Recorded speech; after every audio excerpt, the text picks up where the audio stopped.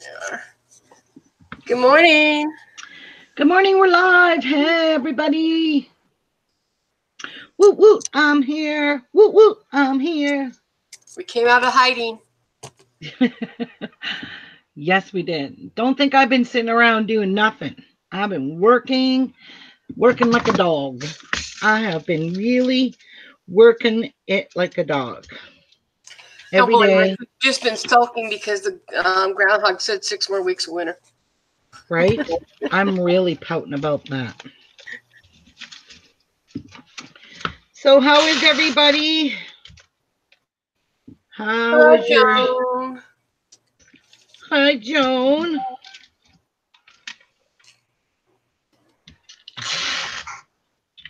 It made me a little holder for my clips, and I like them to stand like this, so so I could just reach in and grab some. Hey, Kilburn, Joanne, how are you guys? Hey, everybody. Yep. Hi, everybody. I'm always inventing creative things to keep my craft room clean, like a machine, something like that. Well, that didn't stay very good. Haha. Oh my God, Soli! Oh wow, it's been so long. How are you? Oh my goodness. I hope you're doing well.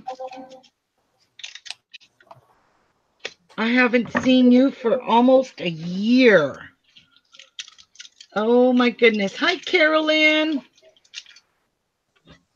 Oh my goodness. It's so good to see you, Soli.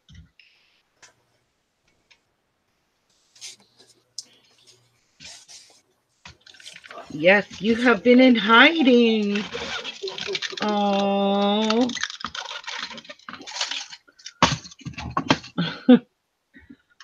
Wow.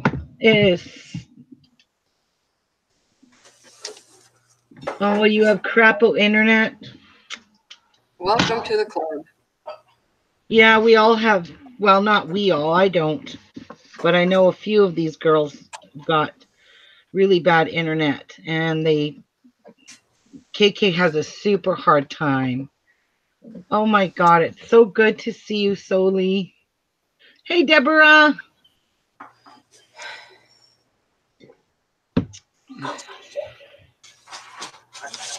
So today after work, I went to make a little visit to my favorite antique shop in Thunder Bay. And I'm have to tell you that this antique shop, hi Meekin, this antique shop has the most incredible two people that own it, a husband and a wife team. And they are really good to me. And I am so appreciative of how well they treat me. And they even go out of their way to get me what I'm asking for or what I need. So I am thrilled over the moon for the things I got today from this wonderful antique shop. And he's going to start saving little things here and there for ephemera wise for me, for like junk journals or tags or whatever, you guys know I am putting together junk journal kits, and I want them to be authentic. I want them to be unique. I want them to be something I made that, that will always carry on. And when they're passed down for generation after generation, my name somehow will appear throughout these junk journals for however eternity goes. And that, for some reason, is really dear to me, because if I think about it, if I would have gotten something like that from one of my grandmothers or my ancestors, that would be something I would cherish forever ever and pass down on to my kids as well. But unfortunately, I never got anything like that. So in this new world, I am so grateful that a lot of people are creating junk journals for their families, for their friends, and for their kids, and for their sole purpose to make them heirloom pieces. And to me, that's what a junk journal is. It's basically an heirloom piece where you can go in there and talk about your whole life, what happened on what day, and what was important to you on that day. And years and years to come, when your kids or grandkids, great grandkids get to look through this journal, they're going to get a taste of what life was like in the year of, say, 2019. We can go back and we can say, holy cow, back in 1940, it was this, and this, and the old cars, and all this old milk jugs and milk cartons and the blah, blah, blah. When you read back on someone's history in there, you kind of get a taste and a feel for what it was like back in those days. And, not just from watching TV shows and all that, you get a real feel of what it's like back in that era of time. And like I said, I wished I would have gotten some kind of heirloom piece like that from my grandmother. But I never did, or my grandfather. I never really, or not even my mother, to be honest with you. My mother didn't journal. My mother didn't collect things, so I'm hoping one day I'm going to make a junk journal and hopefully, hey, Lainey, I need to get one of these days to Thunder Bay. Ours is expensive as crap, and so are thrift stores. Can't make great finds. Oh, that's sad. Hi, Clint. How are you, sweetie? So anyway, enough rambling on. I mean, I'm just talking about what, like you can kind of picture yourself if you guys even got as lucky as to getting an heirloom piece passed down from one of your ancestors. You're very fortunate and you're very lucky. For those of us that don't, I don't know what it feels like, but I can almost imagine what it would feel like, to have received something from an heirloom piece passed down from generation to generation. Right now, I'm in the midst of trying to find out who my real father is, and my DNA testing on Ancestry, I hope and pray to God it at least links me to some kind of closure. I don't know who my real father was, and not that I need to know, but it was something that was brought to me a couple of years ago. The father I thought all these years was not my father. And through the DNA and Ancestry, I was hoping maybe some kind of connection. My daughter done it, and she's connected to some people. I have no idea who they are. They're not in my side of the family that I know of. So maybe my DNA might help bring some closure to who my real father may have been. And right now my DNA is sitting in testing. I'm supposed to get results either March the 10th or March the 13th. So I'm kind of excited and I'm kind of nervous because I really don't know what kind of can of worms I'm opening up at this age of my life, 57 years old, finding out who my real father is, which unfortunately probably is not alive, even if I do find out. But anyway, I need to know. That's all it is. And maybe they have some heirloom to pass on to me. I don't know. Maybe I was their only child and he doesn't even know I had a child. I don't know. I really don't know. All I know is I don't know who he is.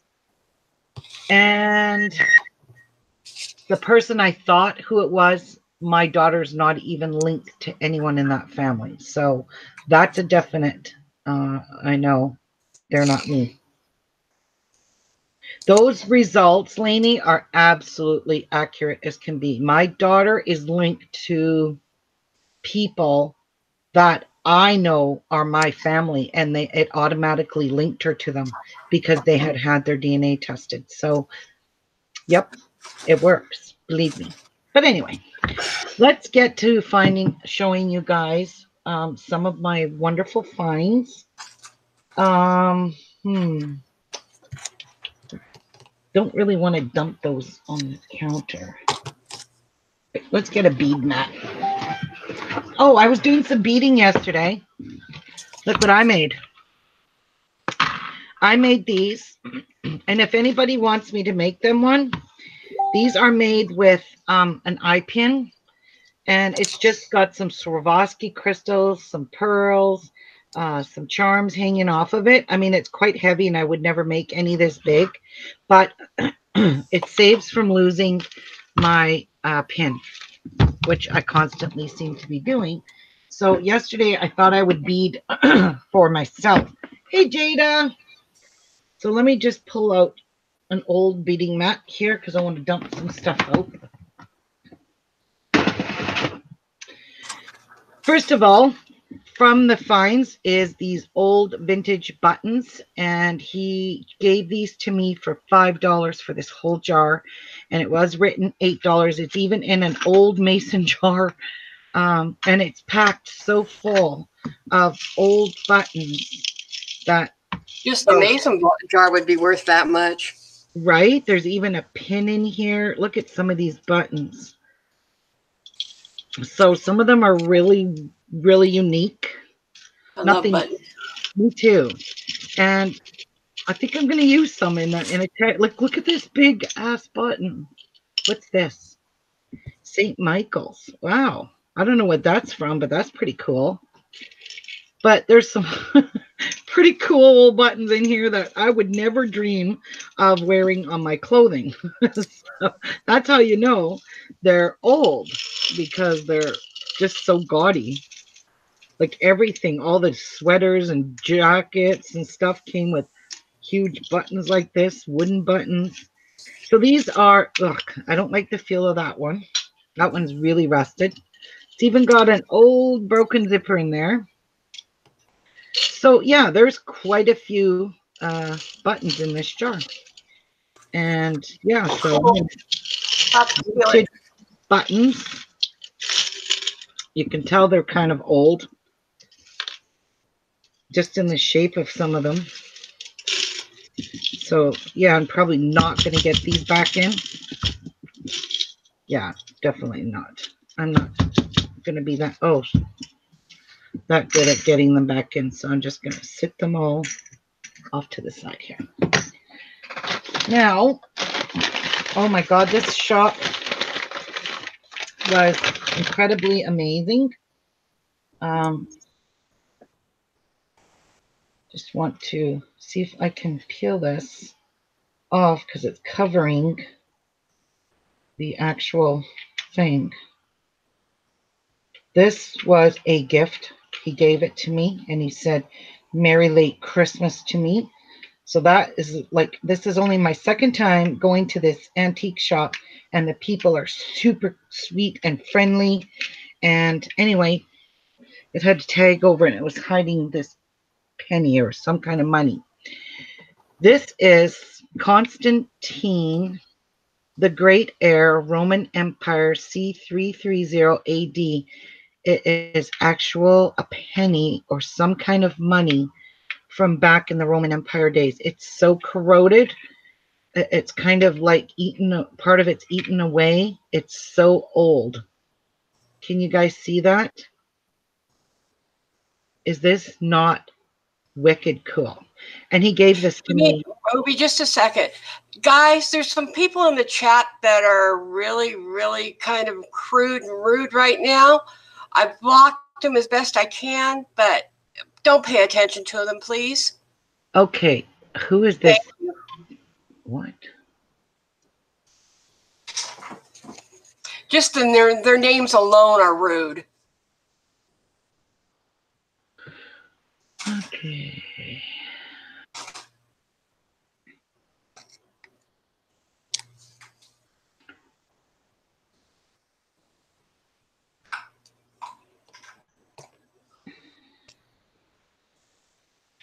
Give me a second here. All right, they're gone. Okay, so anyway, this is like Roman Empire 330. This is wicked cool. This is something I'm probably going to treasure forever. It's very beautiful. piece of penny. So that, now back in 1948 and 1949,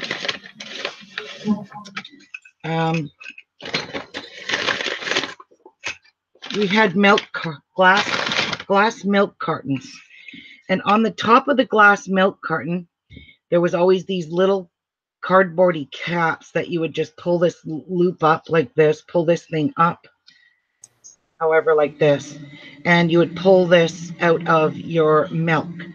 So these go back, these are very yellowed, they're very old. Now, one thing I want to tell you that makes these extremely special is these particular ones here are from a company called Maple Leaf Dairy.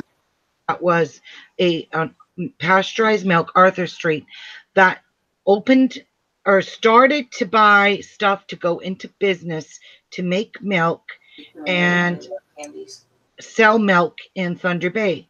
Now, in 1948-49, I guess he got all of his stuff made, and he never opened up the dairy farm, or the milk, pasteurized milk farm, or whatever it was he was, to deliver milk. So he died in 1953, the fellow that originally came up with this maple leaf milk. So I've got quite a few, and I can get a lot more of these from my antique dealer. He gave me lots of these, and I have lots to put in my junk journals. These are super cool, and they're super yellowed, but these are what you would find on, do you guys remember the old glass milk cartons that had these? He gave me some really, huh? I said, I remember them. I'm old. Yep, and this one here is from Thunder Bay Co-op. So this was a milk thing that was in the top of the glass milk. And then there was these ones, is another company. These ones, I believe, were used, Indermere Dairy Pasteurized Milk. So these are super cool to put in your journals. Super, super cool. And I have lots of these. And I could get more because he's got lots and lots and lots. So I only grabbed, like, I like that they are very yellowed. These ones are brand new. Like, they've never been used. The tab is not broken on them. So I'm going to be putting these in my junk journals for sure. Now, I want to just dig out reproduction ones like that. What's that? I said, I bought the reproduction ones. This one is Palm Dairies, which no longer is here in Thunder Bay. Pasteurized partly buttermilk. Calgary, 2%. So that's an old one. There's this one here, chocolate flavored pasteurized milk, dairy drink. This is, again, not a broken tab, not used. And this is a really old one too. This is Palm Dairies as well, buttermilk, and it's got the tab. And here's some more of the same ones from the company that never opened shop. You got everything. This one is from Bancroft, Ontario, 2% Homo milk. This one is pure fresh milk, registered 1935. So you can see how old and look at the rust that actually is from the staple that actually rusted on to the tab. So that is quite unique. Now, just trying to get all the rest of them out here. And he gave me lots. And again, I could go get as much as I want or as much as I need. So those are all the same. I'm just digging in my bag because there's a variety of things in here and I got to kind of separate them out. Which I'm pumped about this. I'm so pumped. I was so pumped I had to phone my husband to tell him how excited I was at my finds today. So, more milk.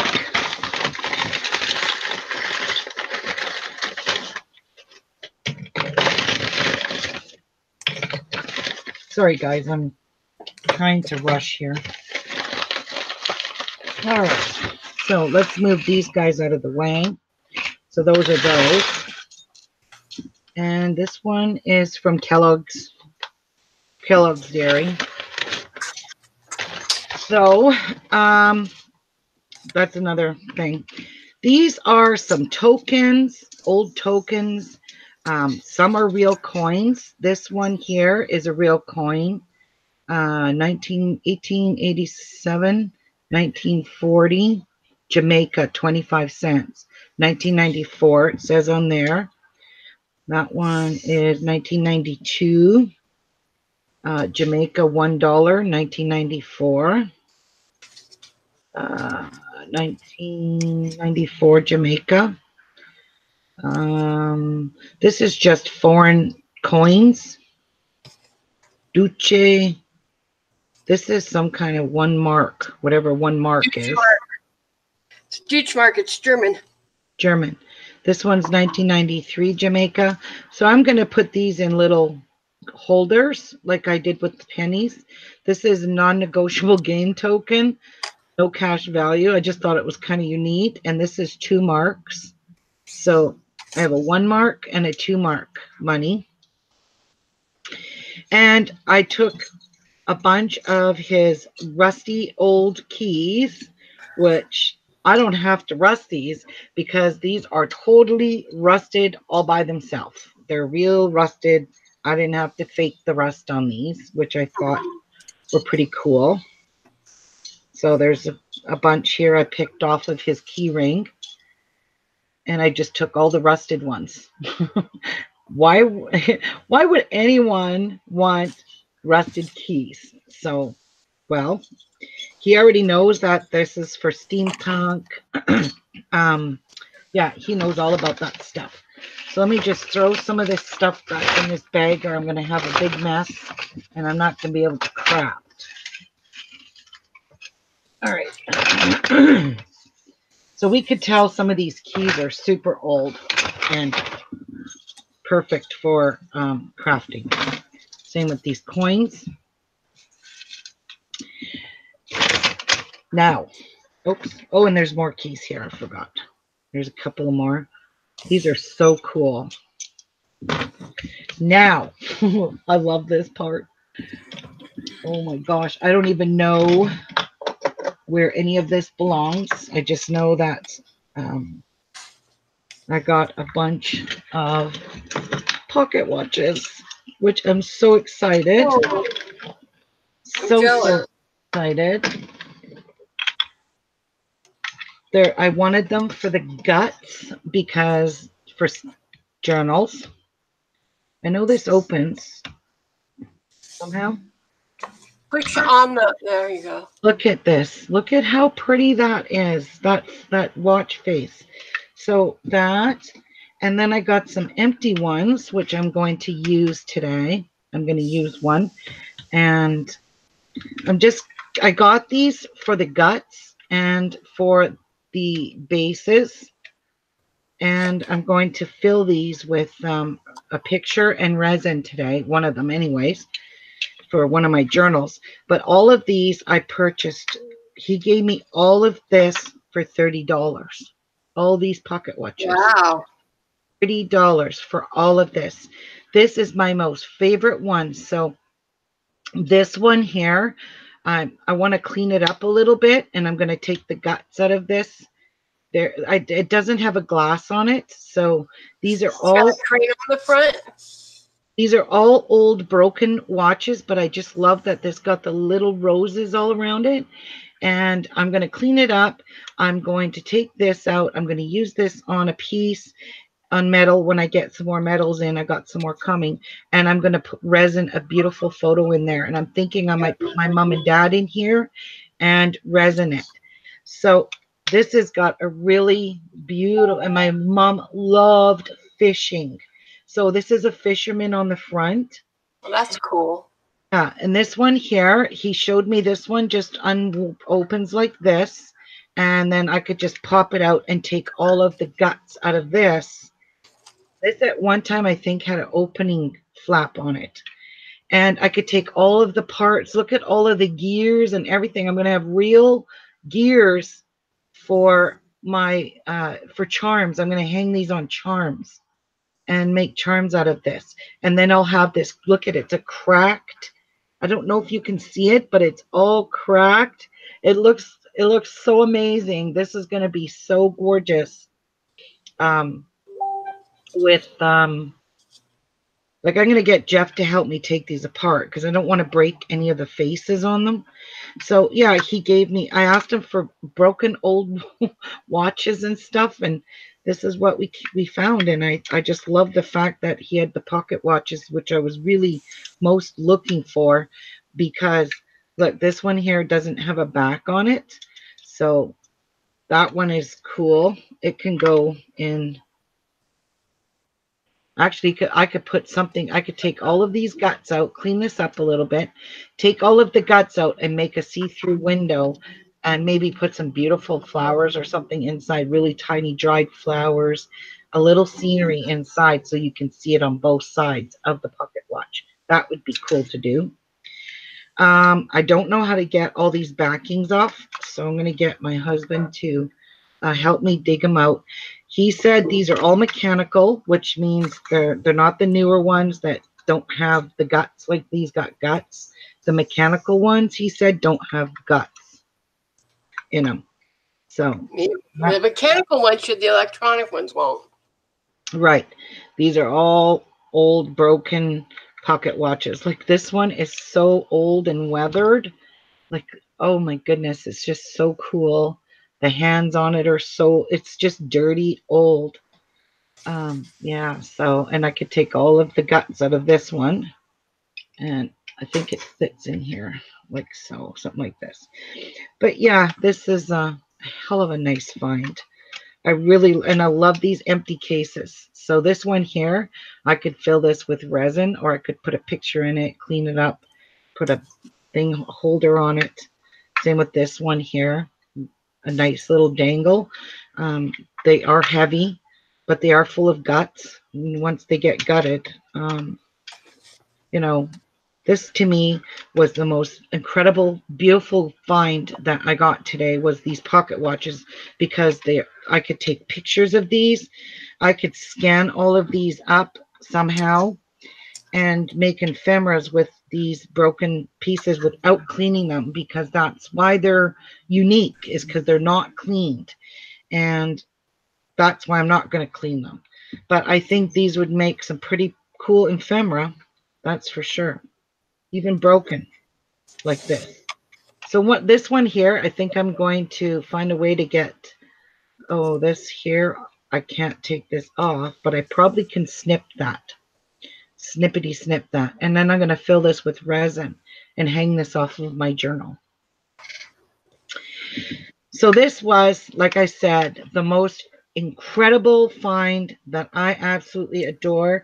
And if he gets any more in, I'm probably going to go buy them, because, you know, for $30, I know he gave me a really awesome deal, and because I bought so many in bulk, and I might make something for him and, you know, give it to him to hang in his shop as a token of, like, a thank you for giving me such great deals. So That would be cool. yeah. Shop. Hello, lady. Karen. Hi, Karen. I really, Hold on. really and truly love this so much. So I really wanted to show this. I wanted to show, because I've never bought, like, I've never gone in a store and said, do you have any broken watches? You know, it just felt really weird to walk in there, but he had all of these and tons of broken watches. But this is a good start for me, for my pocket watch collection. But I'm not collecting them. I just think these are going to make super pretty pictures in them. You know, you can even put this on top of your journal with something in it. Like, this is, to me, this is just fantastic. So let me slide these off. I love old watches. My dad always carried a pocket watch, and his pocket And I know he had his dad's pocket watch, and I just have a thing for pocket watches.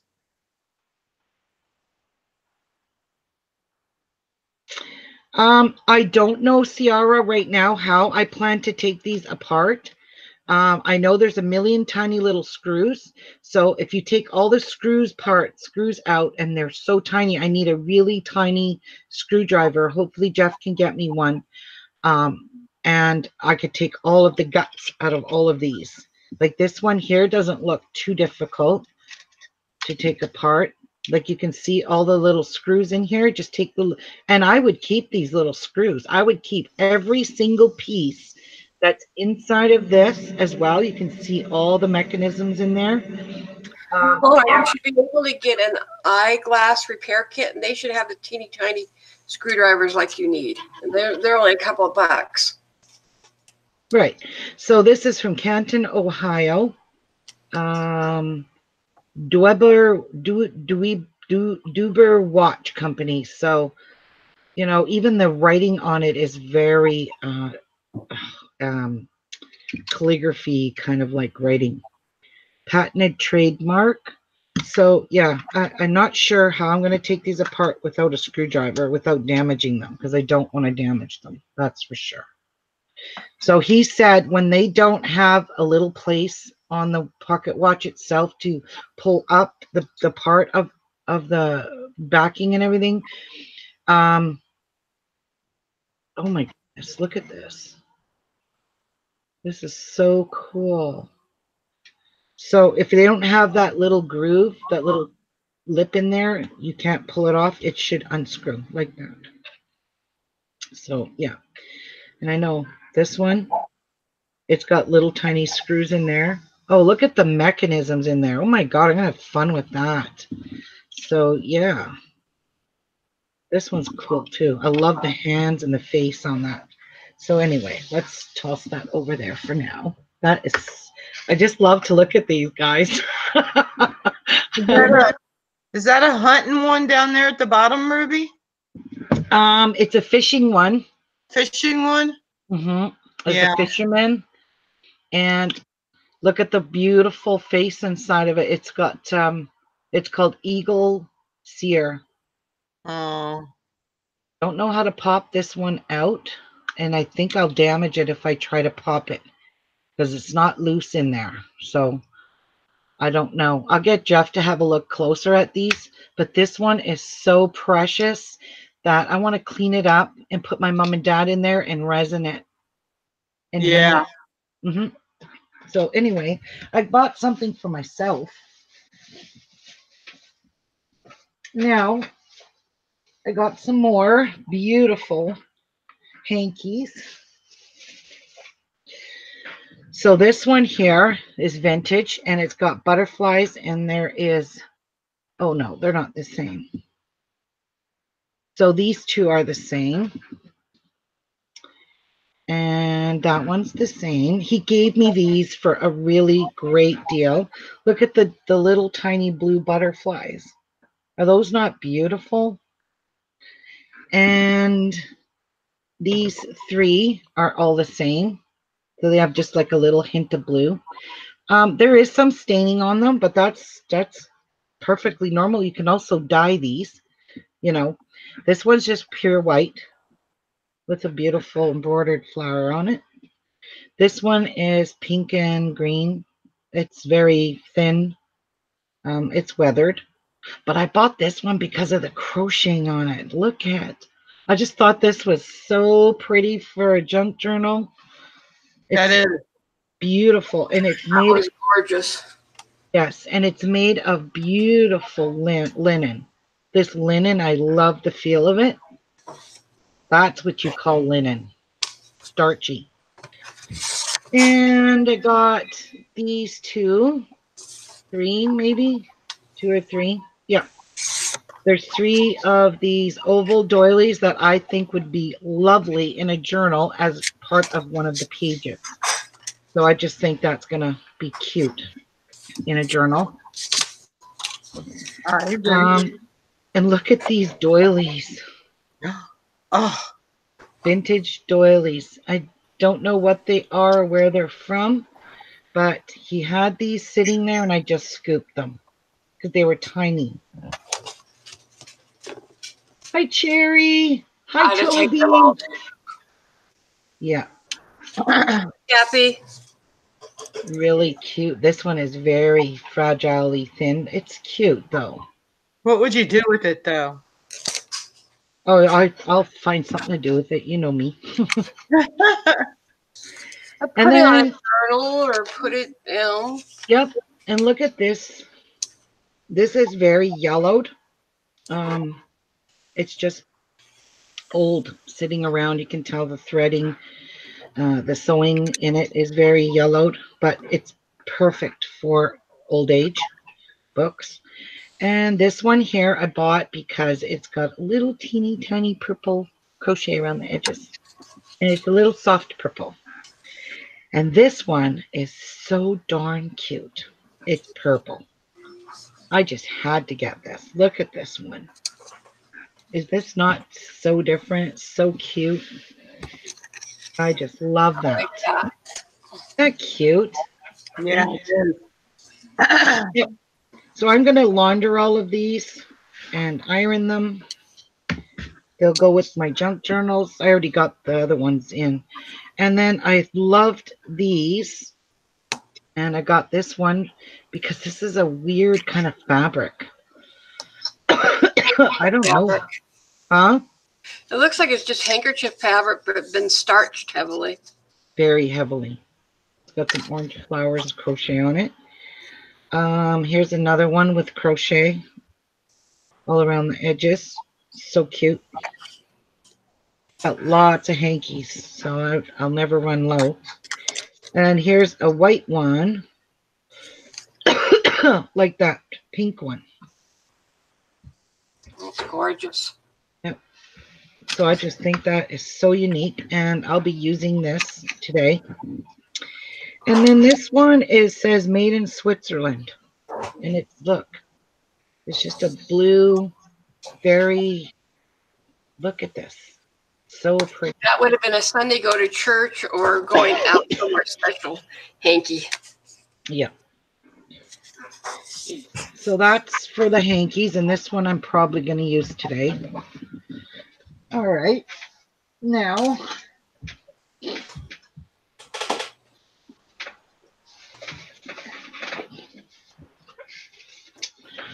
I got some real photos that are actual real postcards. This is called Manchester Port. I don't know anything about this ship, but I will look it up online. I just don't know. This one here is Swansea Bay at Manchester. Again, it's another postcard. And this here is Rossport, Ontario, Canada. Oh my God, look at the old cars in it. And again, it's a postcard. Now, when I do my junk journals, I'll be giving away one of these. Now, these were not cheap because he said they're real photos that had the actual postcards made on the back of them, which they are. And then we've got these postcards that I thought were super neat. This says Canada, Seymour, BC, winter 1928. And the Canada. Ruby, Sierra says, love the hankies. You know you can scan those too. Oh, you can? That's what she said. Oh, cool. I didn't know that, Sierra. So I don't know if these are these are first day of issue, Canada, 1974. So this is from 1974, and look at the condition. This is like brand new, and it is a postcard. So these will be going into my junk journal kits. This one here is 1974, first Toronto to Ottawa airmail service was August 26, 27, 1918. That's Wow. that's how the mail got around, was in that plane. This one says Royal Mail, Ottawa Electric Railway. This is 1974's all because it's the first day of issue. Ottawa Electric Railway mail car, 1894. Oh, wow. That was an electric mail car. And at that time, it was the Royal Mail because Canada was part of England. And that's why we call it the Royal Mail still to this day in Canada. Oh my goodness, this is a picture of a guy in a sortation case. Railway Post Office on Grand Trunk Pacific Railway, 1909. First day issue, 1974. This is pretty cool. And this one is Caribou Stage at Clinton, BC, 1887. Oh, BC Express Mail. Oh my gosh. Like, look at these. I will be trying to figure out how to scan these up and make them into ephemera. And then we've got more here. 3 pence. 1851, April 23rd, 1851, laid paper, the first stamp issued by the province of Canada. So Canada, if you guys don't know this, was a province in England. And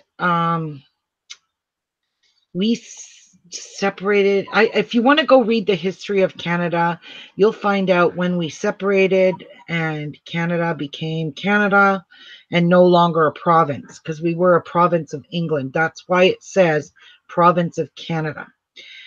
Designed by Sir Sanford Fleming. What? You want to handle Kilburn's question? I thought Canada was French. No, Canada is not all French, but Quebec, a province in Canada, is French.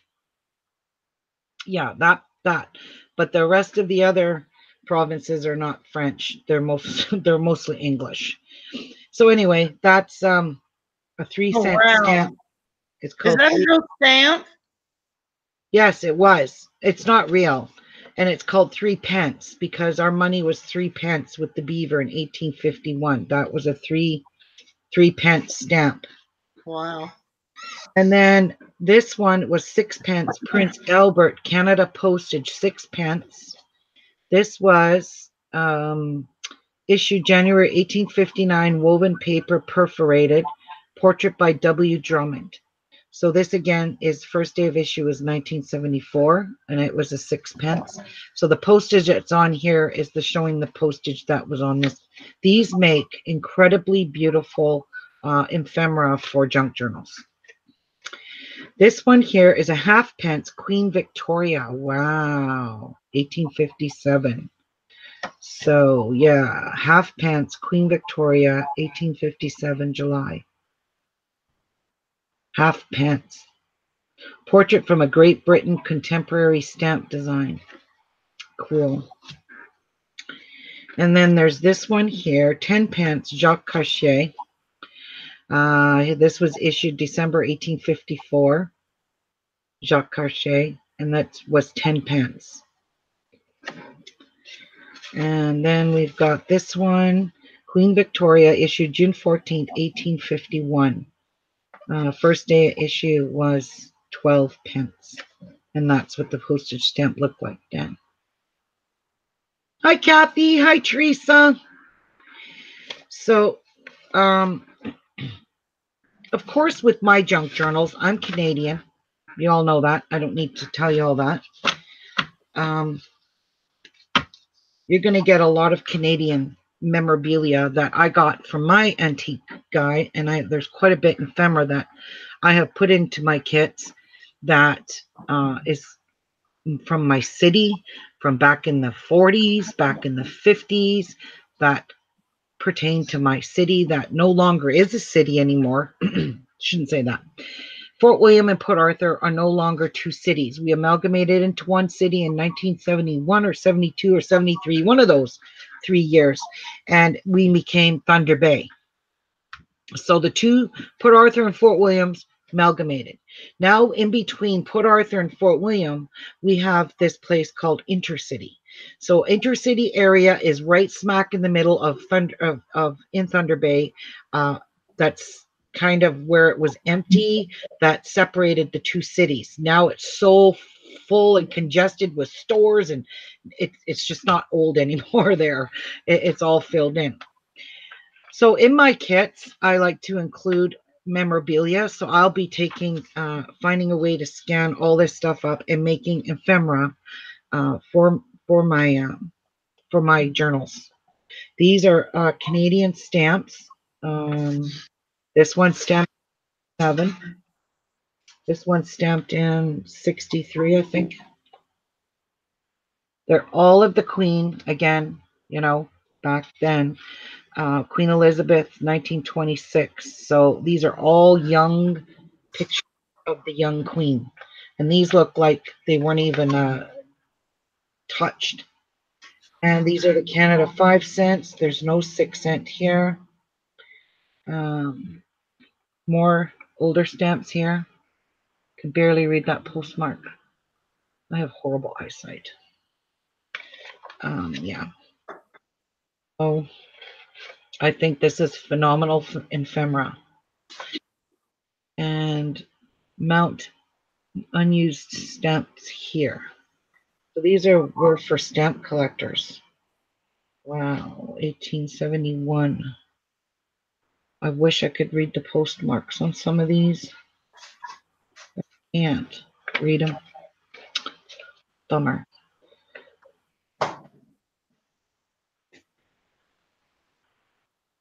Yeah.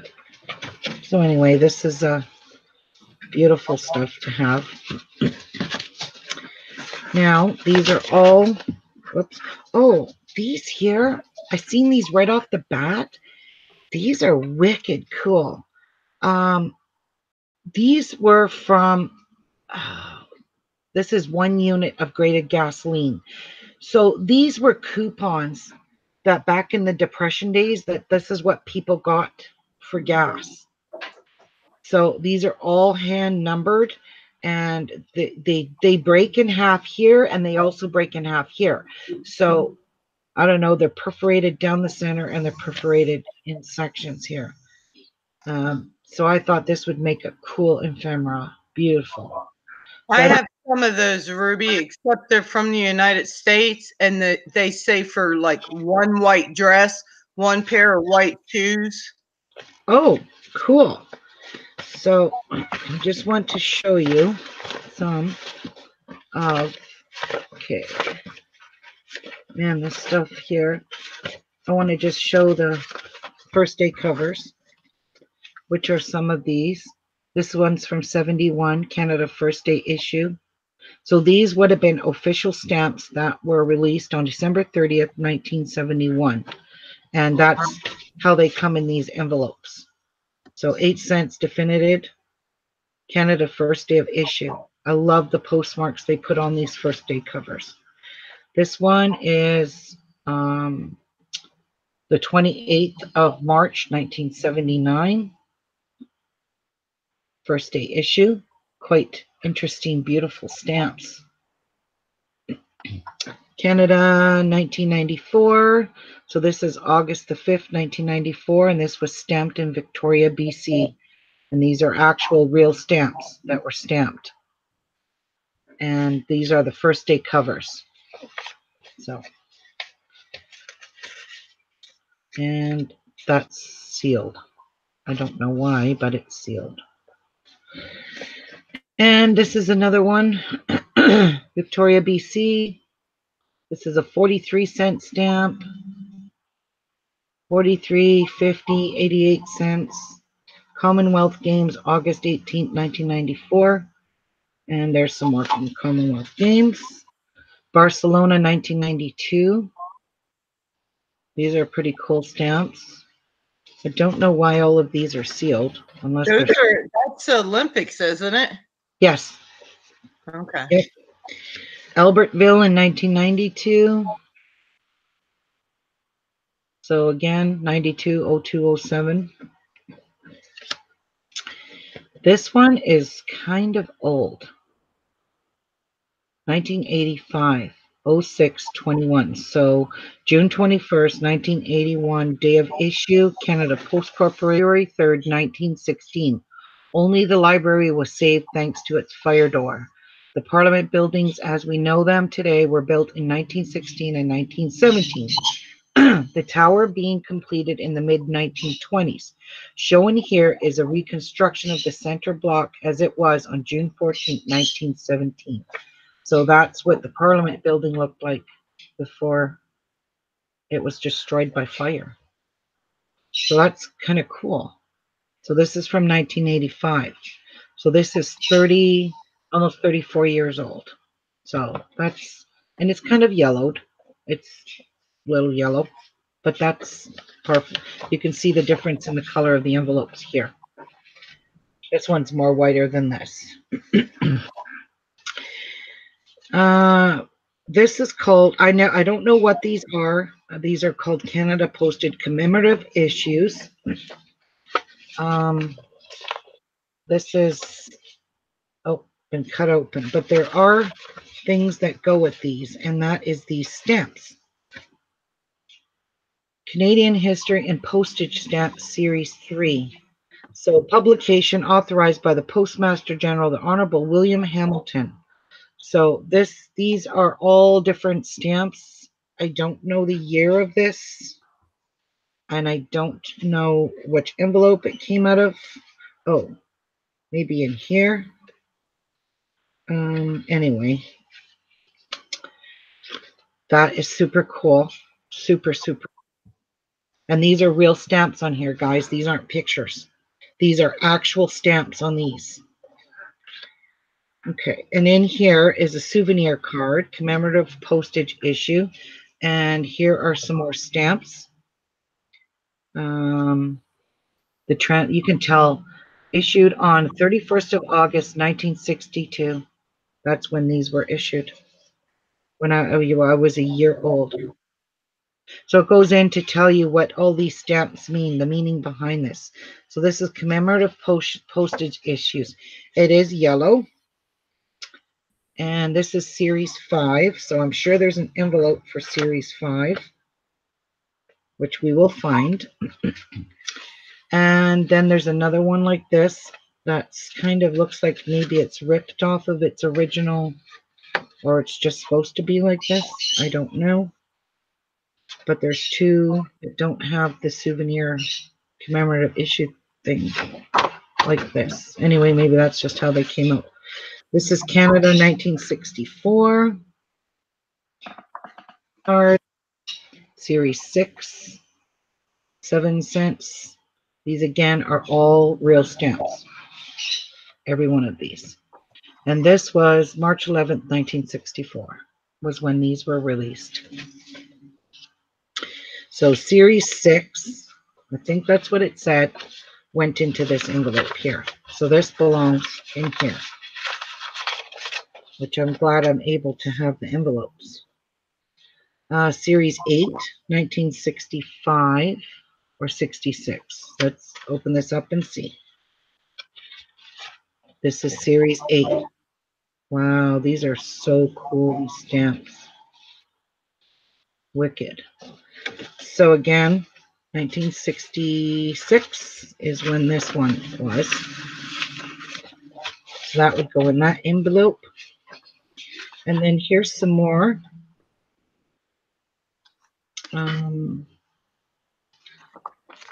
Does not say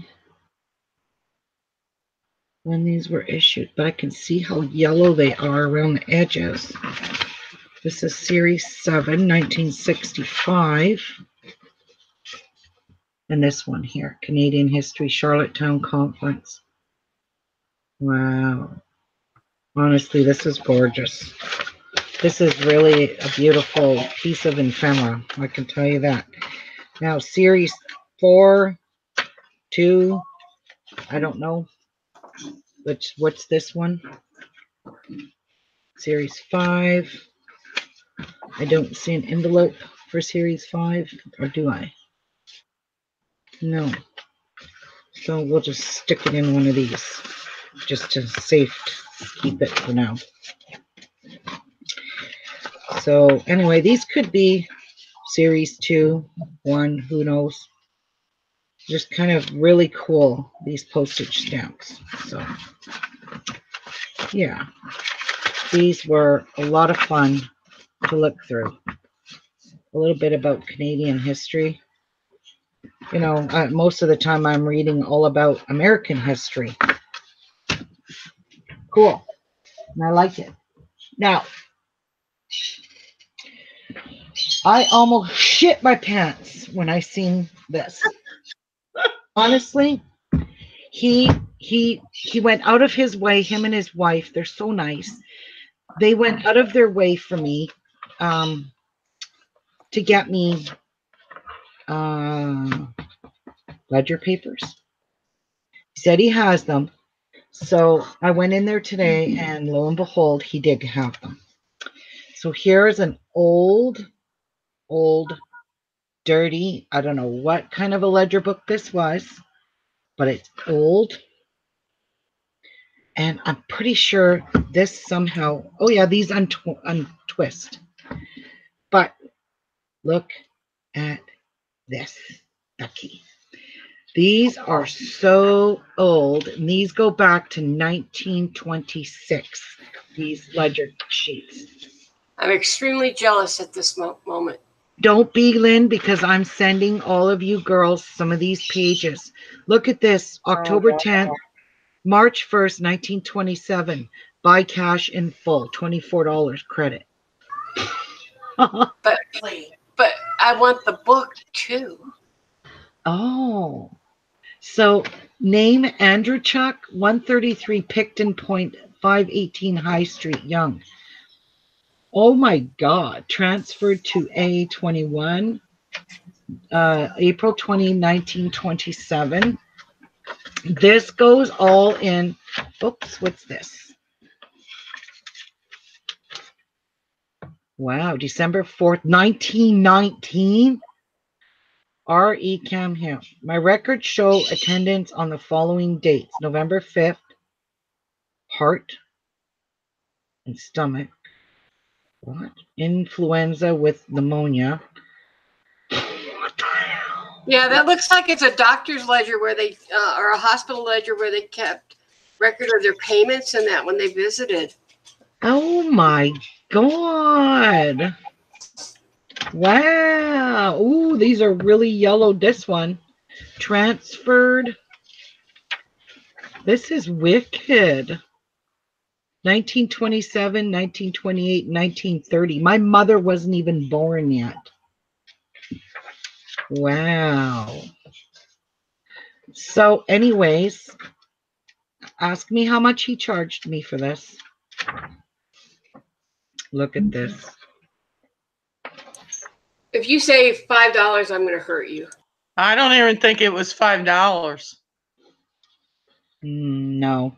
Knowing Ruby, he gave it to her. No, he didn't. He didn't? He gave it to me very cheap, though, and he charged me only $10 for the ledgers. So, these, look at, I even have blank ones that are so yellowed. Oh my goodness. Oh my goodness, Becky. Look at this. I love the colors of this. Wouldn't you love to have a doctor bill for $6? Right? Balance, $4.88, $3. Oh my God. By check in full. This is just, and it even smells old. It smells old. I'm sure she will, Terry. Yes, I will. So, there is, let's check this. Oh, I'm sorry. My dog's running. She's making a... Kindly forward bill to J. Ken, Vickers City, Mrs. Donald. Oh my goodness, what is this? H.T. Gary, General Merchant, Twin City Junction, June 27, 1930. Groceries, $63.70. August 19, 1930. June 27, groceries, $63.15. Dr. Balance. Oh my God. Wow. That is an excellent find. Not sure what this little love note is, but you can't get any more ephemera better than that with even the spill on it. Is there anything else tucked in these pages? It might not be a spill. It might be a rust mark from an old paper clip or something, the way it looked. Yeah, and I don't know. This is just a card. 1931 balance. June 19th, $5.30.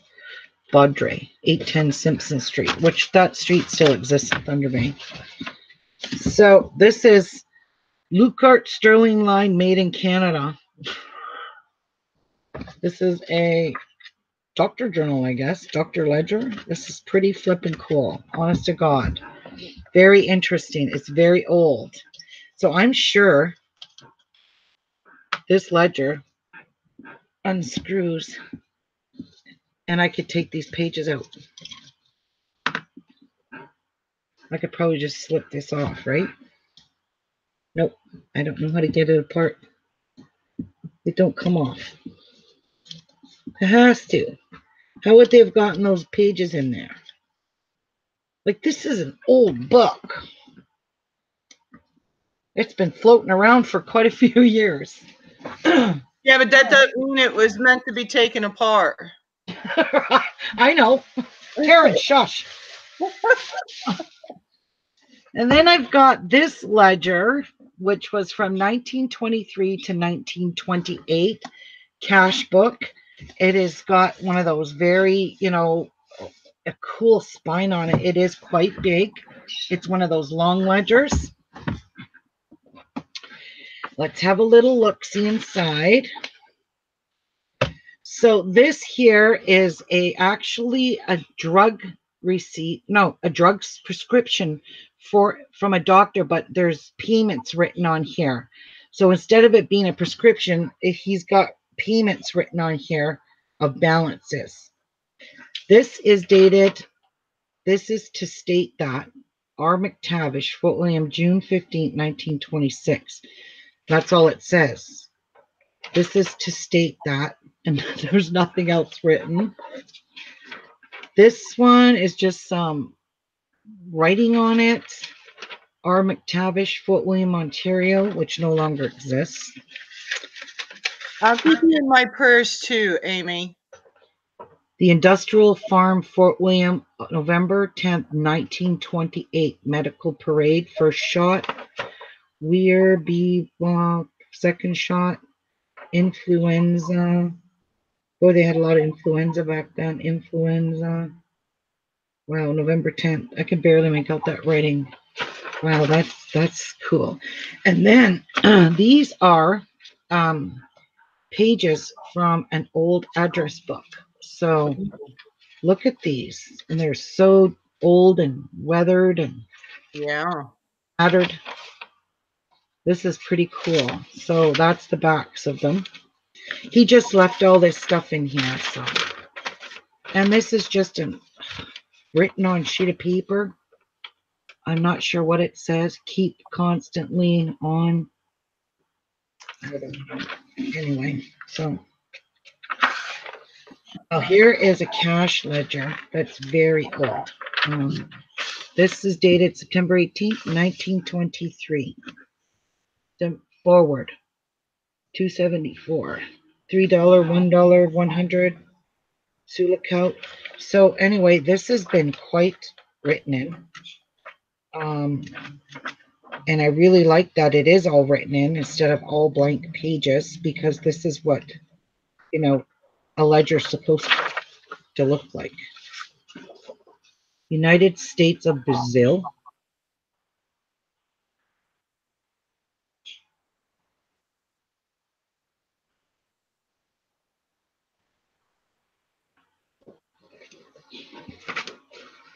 I really don't know what this is, but it's from a book. Condensed interest table on basis of 1,000. Okay. United States of Brazil. 6.5% external sinking fund gold bonds of 1926 due October 1st, 1957. What in the world is this? A page ripped out of the book. So let's do this again. Maybe there's something else tucked in these pages, these ledgers. I could smell it. Smells old. It doesn't smell moldy. It's got that basement smell. I don't know. What do you call it? Musty, maybe a little. Paper dust smell. Yes, it definitely has that. And I believe, Like an old library or something. yes, it does smell like that. It does not. It's not a bad, horrible smell. It's just what's this? Let's have a look. See. A resume. Resume. Practice 4, practice 2, collections 4, collections 2. January 16th, January 1915, 1915, 1916, 1917, 1918. Wow. That's something else too. Not sure what it is, but it's just a cute little find. I'm just scamming through these pages, looking for little notes. This whole ledger is full and well used, right to the last page, as you can see. And what I really like is that the actual date is on every single page at the top. Every single page has a date at the top of it. So November 2nd, 1928. Yeah, so wow, this is just what I really wanted, and he got me exactly what I wanted. Was old ledgers. I didn't care what they were, and he gave me ones that were in, like, you know, rough shape. The outside cover, I wouldn't even say this is rough. This is cash book. I mean, hey, this is a perfect, look at it. It's very weathered here, but that's the fun of this. So hey, what do you guys think of my finds today? I love them. Aren't they special? I want them all. I know everybody wants them all, but I just can't do this. You're no fun whatsoever. I am balls of fun. Now, selfish woman. hey, back off, Barbie. Now, I want to make a tag with some of my findings today. And I thought I would use up some of my stuff that I got today. So let's see if I can get a page out of this ledger. Try my hardest, unless there's something I'm missing.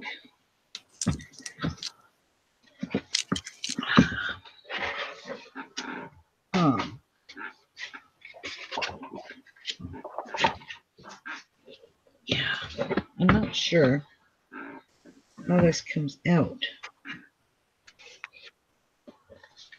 This would have to come apart, right? It's so old, I don't want to break it. Anybody know how to get these out? I don't know how that one does, because it used to be on ones I'm familiar with are on pins.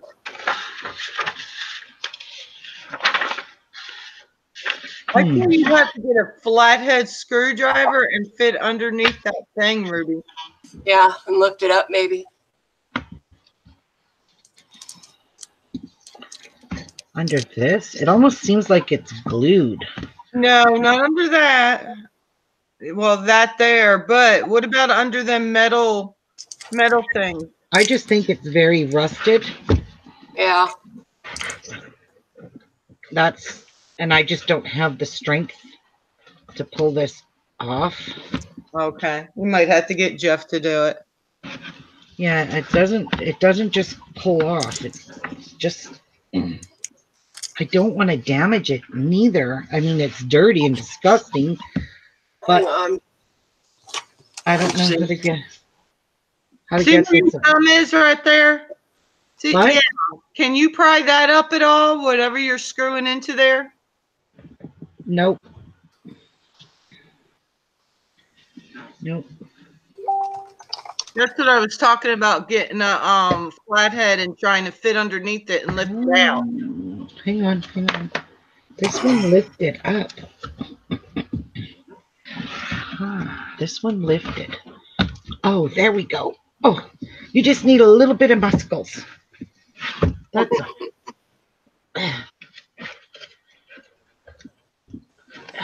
Everybody's saying don't take it apart. Just make an album out of it. Oh, God, no. I ain't making this big of an album. Hell to the no. I don't blame you. Oh, my God. I'm so dumb when I don't know how to take these ledgers out. Well, let Jeff come home and he can help you. Don't pull. Well, I know I could pull a page out. I want a page. They just slip out.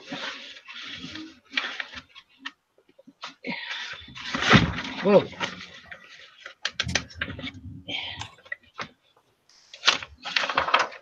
Oh, bugger face.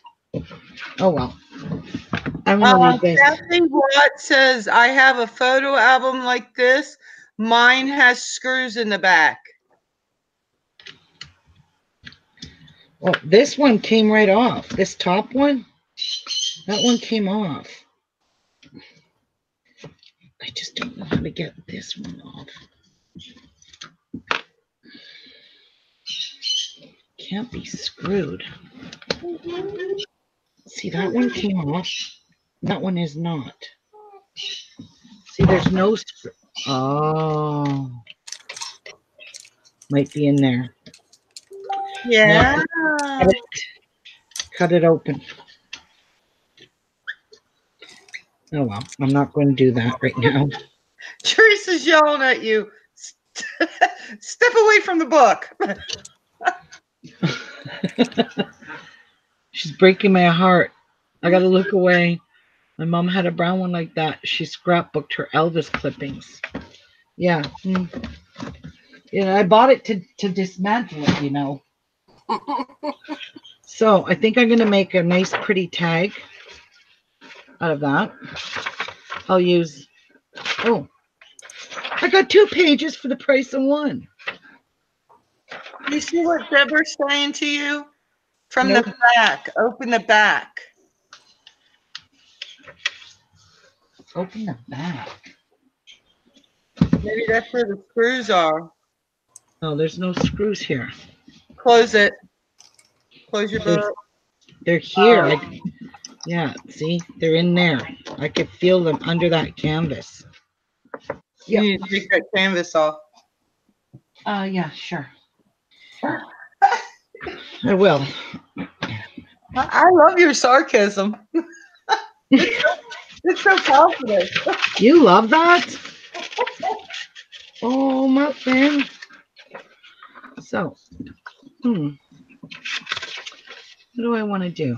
Do I want to create a tag with this? Or do I want to mount it onto here? So it's good and strong. Yeah, I think that's what I want to do. Which side do I want? I like this side. We could do both sides. Yeah, let's do both sides. So I'm gonna just fold this one, and I'm tearing the paper. It's very brittle, and it just tears very easily. Amazing. So I want this side and this side. And I'm going to glue it to this tag. Don't I have a bigger tag? Just make. If I glue these 2 pieces together, I might be able to make this into a tag itself. It'll be thick enough. Hang tight. Let me here. Dum de dum dum. Let's see here. Where are all the other stuff?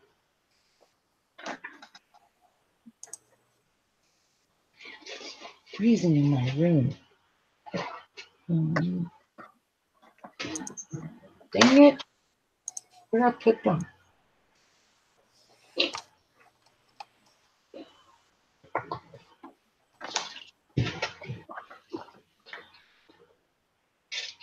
Shoot. Where are you? Oh my God, my room is such a mess. I can't find anything.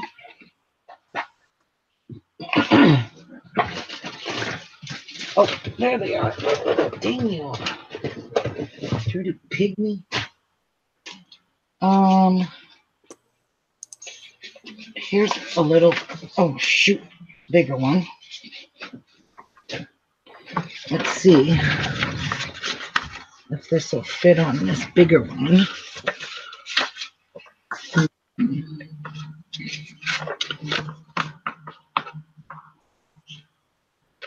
Yeah, I could just cut it down to there. All right. Not going to be able to get to anything over here. My desk is full of stuff. So I'll just use this.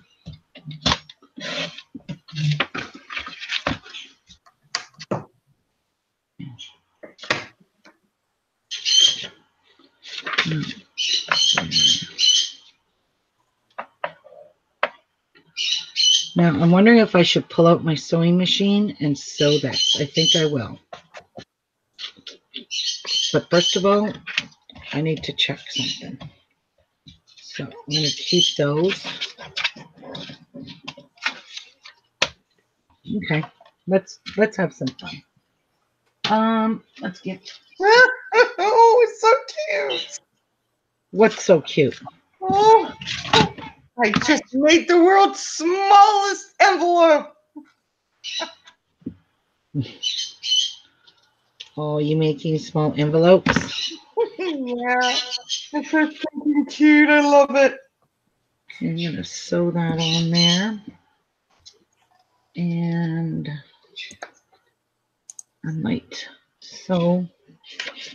Okay.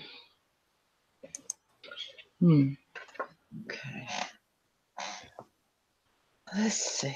How do I take that? That's perfect. Perfect. Oh, I know what I'll put on here. Okay. First of all, before I pull my sewing machine out, I need to make sure I have a size 16 needle because I am not going to bust my needle that's in my machine right now. I need a strong needle that's meant for jeans. You can go up to a size 19 if you want.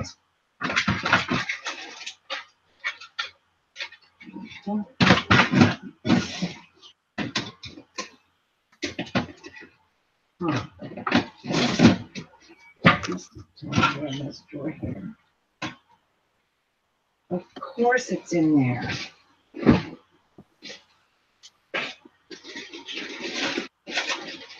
That makes me very happy, guys. I guess makes you happy. You're an envelope freak.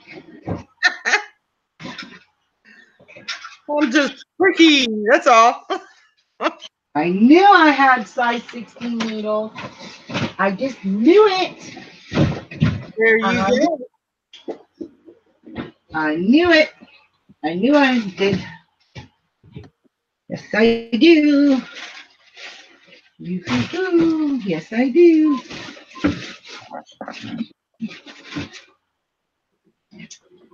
So these are heavy duty needles, but I need to get some ephemera. No, I think so. We'll sew this. Right? Yeah. So I kind of want to sew it like that, with that on top, and something over top of that. So I'm going to dig out some ephemera. All right. Let's have some fun with the sewing machine.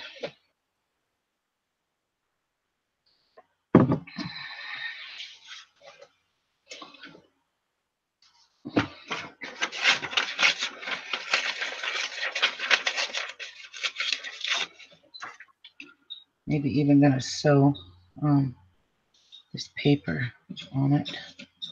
Old book page on this tag. I just don't want to do any damage to my machine because this is a very expensive computerized sewing machine that I don't want to wreck. I don't blame you there. No, but you know what? Let's have a little look-see at how this is going to tear. Oh, I love it. All right. So let's tear a little piece off. Ooh, love it. So it's nice and frayed. Some white fabric that I'm going to stain up a little bit. You know, just fray this a little.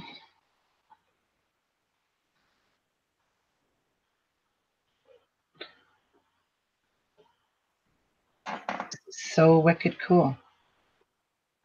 So that's what I'm going to use for the tie at the top. So if you want to fray it some more, you can kind of fray it more.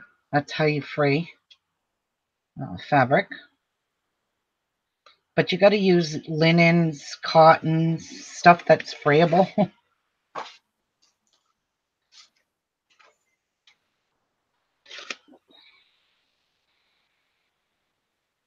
You know. Yeah. See? It gives it that. Can you see that shabby edge? That looks pretty cool, if I do say so myself.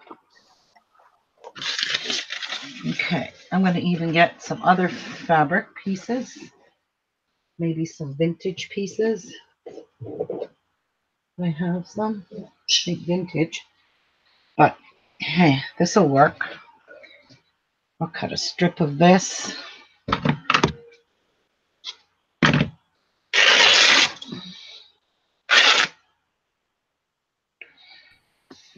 Very good.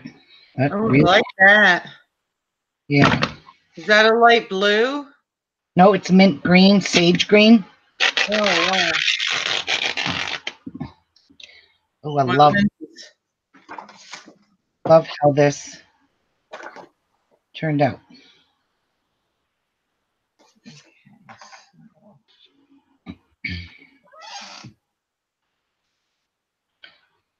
Now I'm going to get a piece of fabric.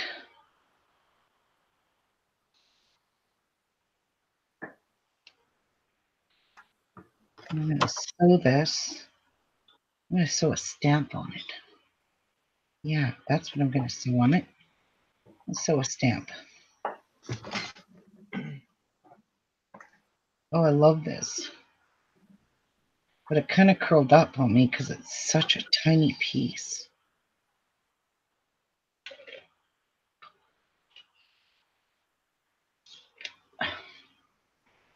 I love fraying fabric. It's fun. It's like doing burlap, fraying burlap.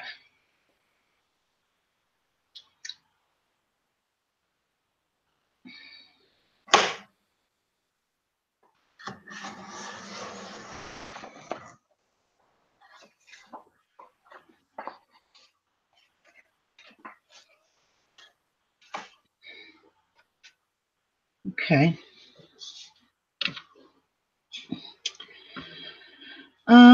Let's take a piece here. I'm gonna just tear it off there. I'm gonna fray it.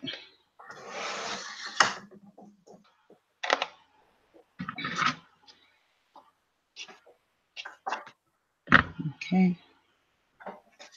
I'm gonna fray this fabric. Do it like this and get it all crappy. Pretend I washed it. There we go. Get it like frayed.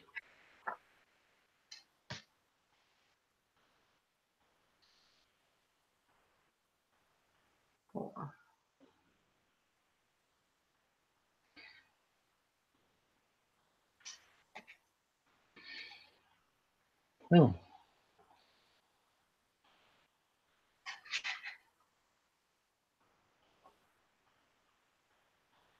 There we go.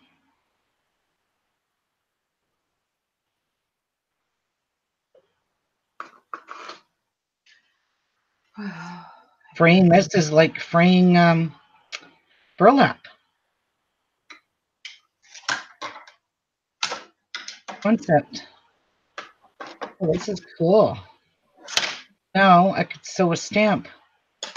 This as soon as I rag it up a little more.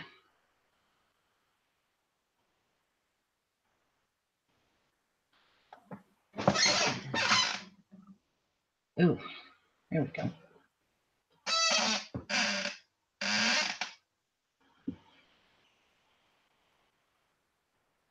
This is wicked fun.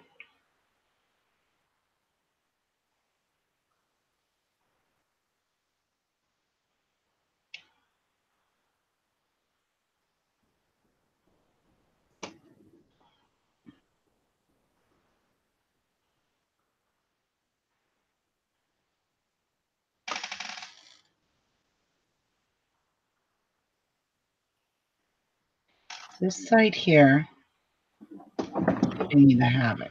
There we go. There we go. This side here. This was where I cut it straight. I don't want to cut it straight. I'm going to fray it. There. How's that? Nice little frayed piece of fabric. Okay. Keep this. Oh. I want some. Actually, I think I'm going to use a piece of this. I'm going to sew a piece of this on as well.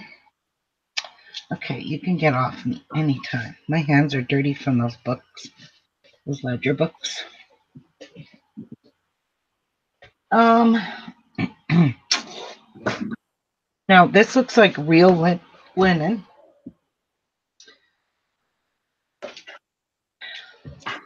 So don't freak out because I bought these to cut them. Hey. Really? They did.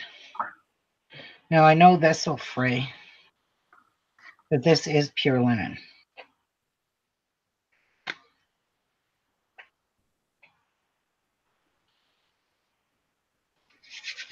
Nobody wants anything nice and neat in a junk journal.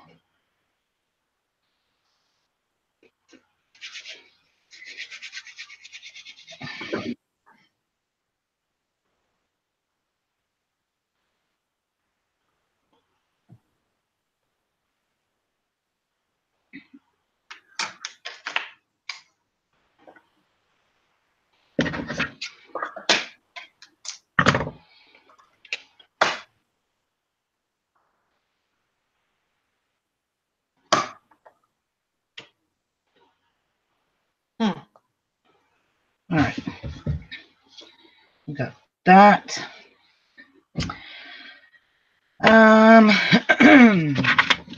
Okay, for now, I have to go get my ephemera. Let me move all this. We don't need this tag. I'm gonna glue a key on there, but I'm not doing it just yet. Because I'm not sewing over a key. Just saying. Okay. Just saying, I'm not gonna sew over that key. That would be just crazy. Oh, yeah.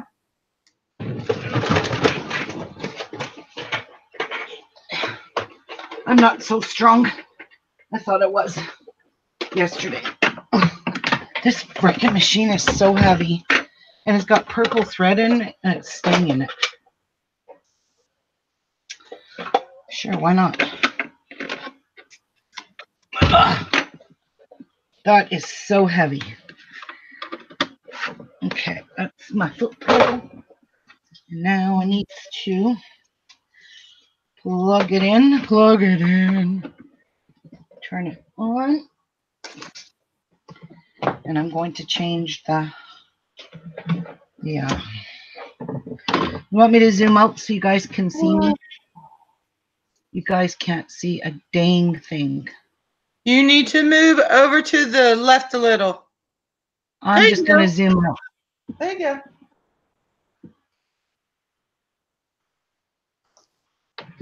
Oh, plug it in, plug it in. Right there. There we go.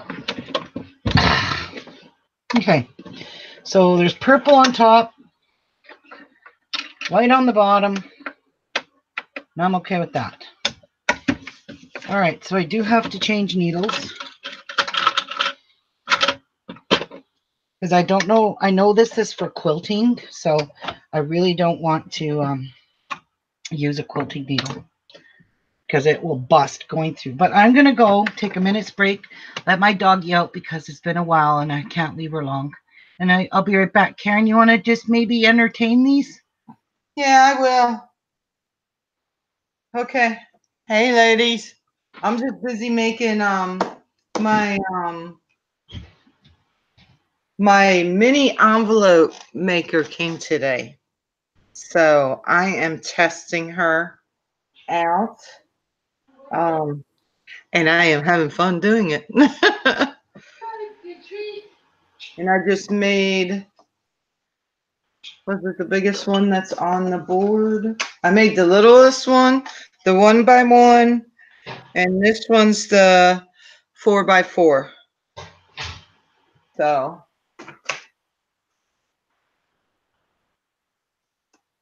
and besides me with the heavy-handed glue, and I know better, but I did it anyway.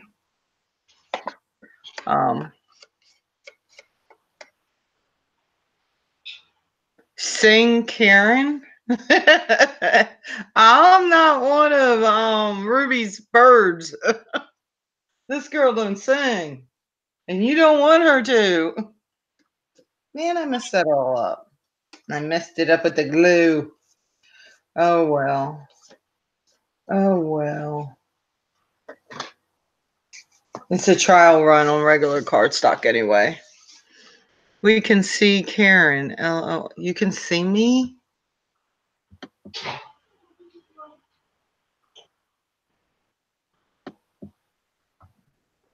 I don't think she has it on me. I think she has it on her.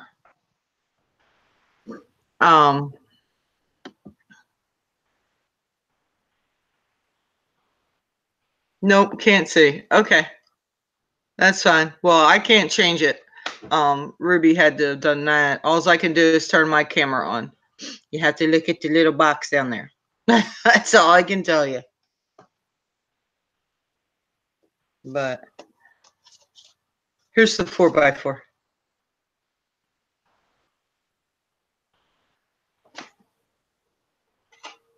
I've been making pretties. Now I can really start and go full stream ahead because I have this one and the one that Lynn sent me. And I think they both have something to bring to the table. That's all I got to say. Some stuff came in from Allie. So I'm ready to run wide open making stuff, guys. Well, making my stuff that I like to make, flowers, bows, stuff like that. You can now, yay. Okay. I'm going to stick those. Welcome back, Ruby. I'm looking for my Tim Holtz ephemera that I just bought, and God knows what I did with it. Well, I know I've got them memorized. I've got whatever. Just talking about these envelopes. I'm sure I bored them silly by now. No, you didn't. I just don't like the fact. Oh, here's some. Here's the other We package. know you love your envelopes, Karen. I do. I think it's just thinking cute. All right, let's play. I got some stuff I could put down on to my tag, some old stuff and some Tim Holtz. I don't have the paper dolls yet. That's coming. Are you slick on yourself, Furby? Yeah, Okay. I am.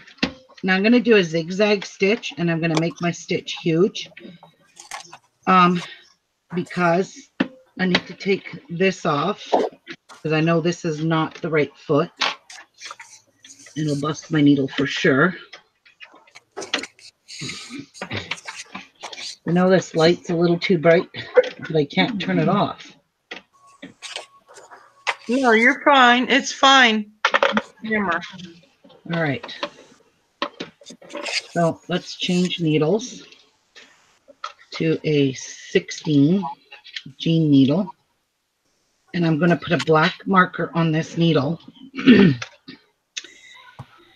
So I know that this is the paper one, because these go super dull, and you don't ever want to use this needle on fabric after you have used it for paper.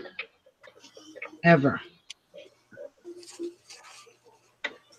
Where's my thread stuck in there? Well, I'm just going to rethread my machine. It just all seems way too tight. Okay, so I'm going to try to remember that this is my sewing machine needle.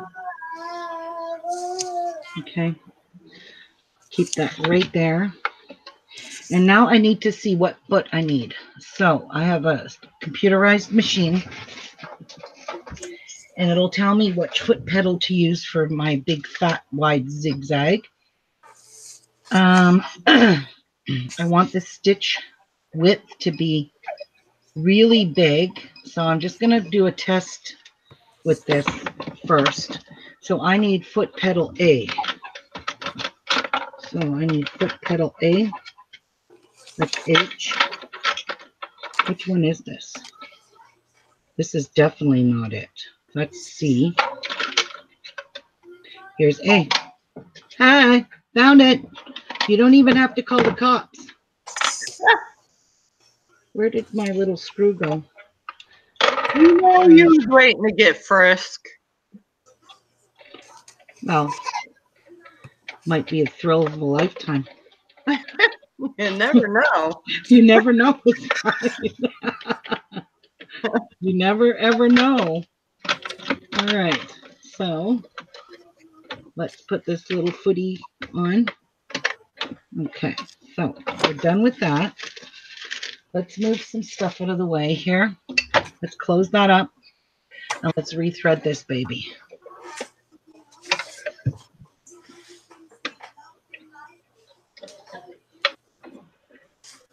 All right.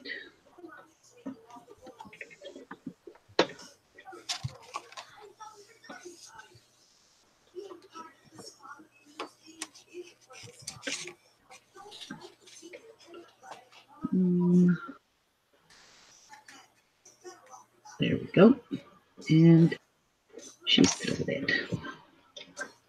Now, did I thread this right? Because that's really important. Okay. So I'm going to just do a test piece on some fabric. Oh, you know what? I'm just going to use a hunk of lace. Fold it in half, because that would be pretty cool. If I could ever find the damn end to it. I'll cut a piece of this eyelet lace. And let's sew a zigzag on this and check this out to see if we've got it down right. Okay, I'm going to go slow because I don't know how big.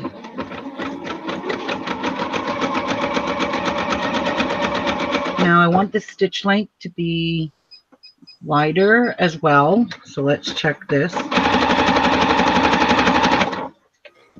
Okay, there's the zigzag I'm looking for. Now if you do a super tight stitch on paper, see, that's even kind of pulling it. See, can you see my stitch length?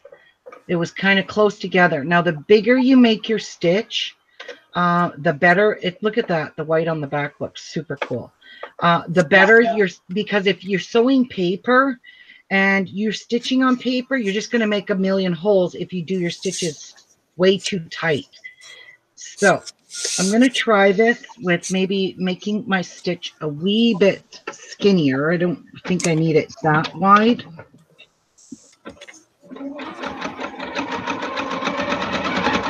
Let's have a look at that. Bye, Lorna. That looks pretty cool. Ruby Lorna was here. Oh, I'm sorry, Lorna. Hi, Kathy.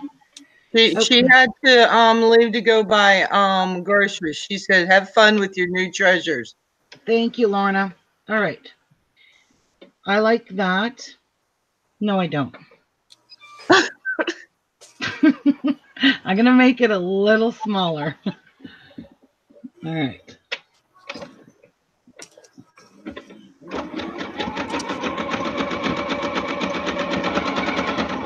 Let me see how that worked out. Okay. So let's have some fun now. Okay.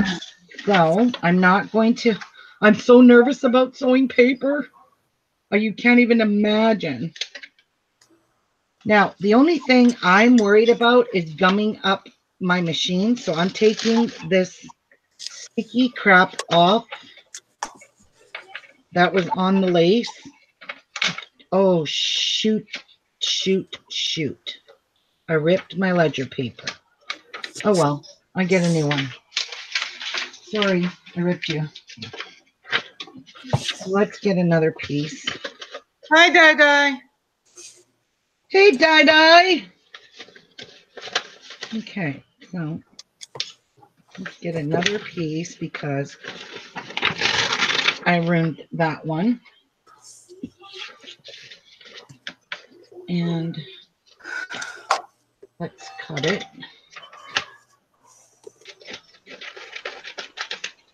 to the size I need. All right. Well, here goes nothing. I'm going to sew very carefully. Very carefully.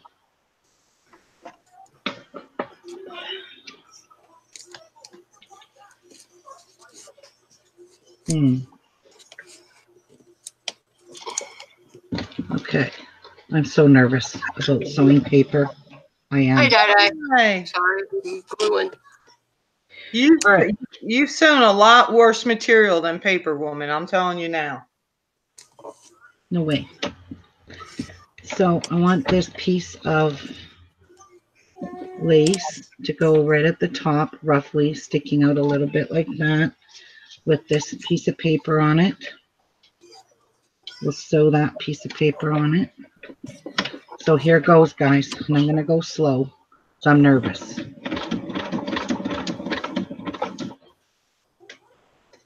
And it's actually sewing through it like butter. But I'm still going to go slow. Okay, now let's take a Tim Holtz ephemera piece and sew that here.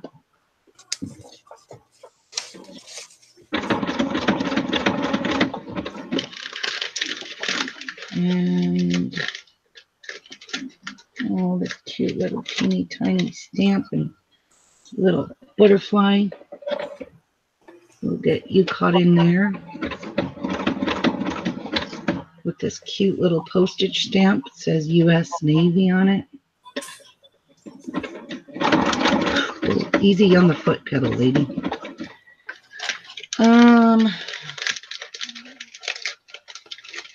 This says Paris, I guess. I don't know. Leave that piece sticking out like that. Whoa, it's crooked, but I don't care.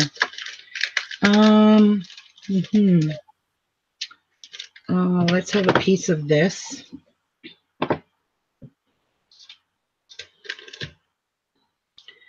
I'm actually going to leave it kind of shabby. Bring it up close to my needle there. Try to catch it. I'm going to turn this. Okay, where are you? Now this piece is going to sew along the side here. We need a piece of ephemera. So let's use one of these medicine things. This label's pretty cool.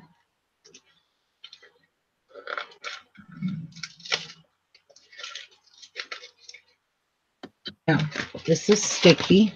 I don't want sticky on my needle, so I'm going to kill it with some powder. I don't want any gum whatsoever on my needle, because it will go inside my machine. And we'll stick that right about there.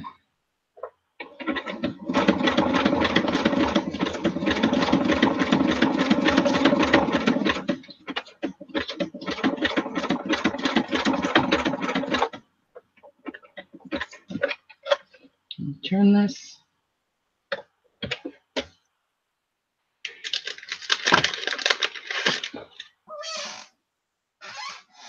That wants to have a clock on there.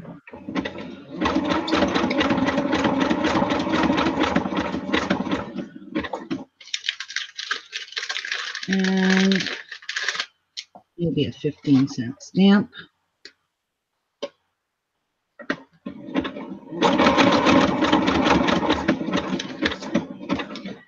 And maybe another piece of this. Actually, let's take a piece of this now.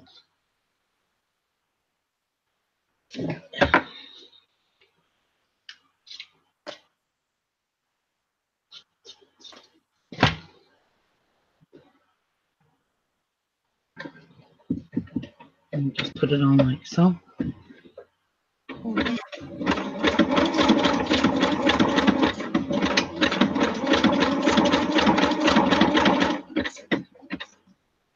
Okay. Now, I want a stamp. A real stamp, not a fake stamp.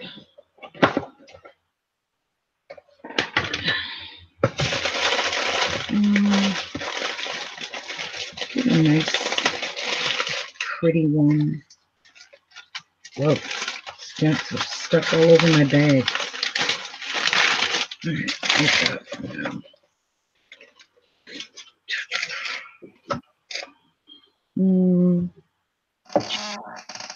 Pretty. That look good there? No. That might look pretty good. Maybe you might look good up there. Ooh. There's a nice little collage of them.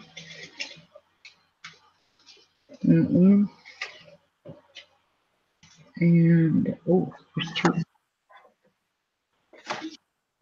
One. Okay, we're good.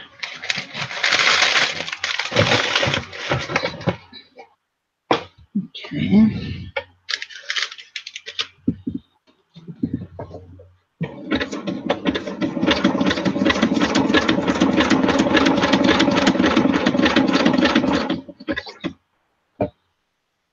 Okay.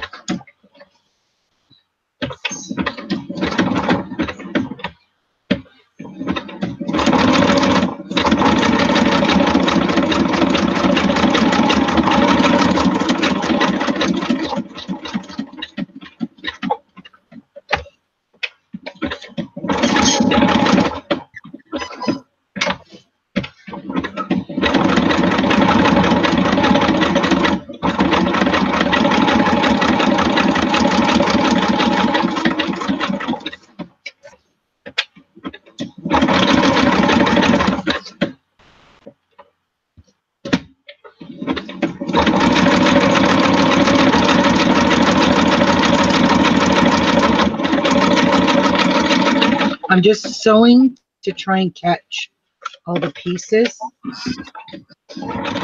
Is all I'm doing.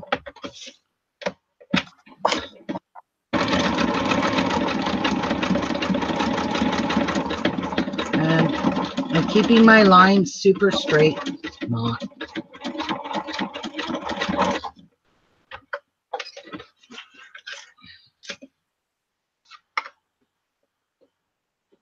That is so flipping cool.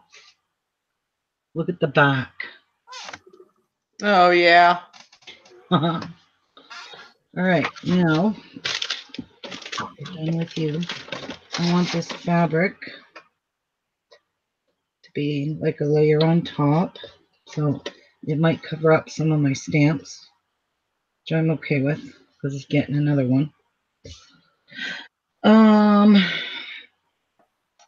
Actually, maybe I'll put a beautiful lady on that. No, I think I'll just sew this square on. Where do I want this patch? Right about there. So I'm going to decrease.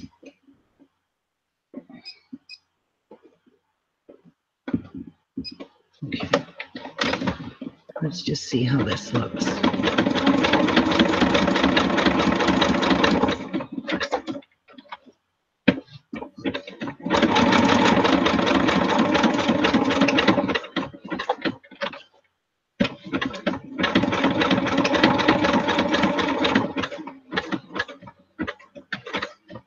Whoops.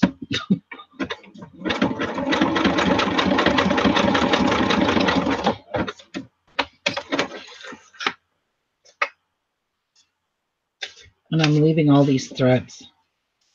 I'm not cutting them. I'm not cutting any of my threads, because that's what's going to make it look super cool. All right. Okay, so I think we're done for now.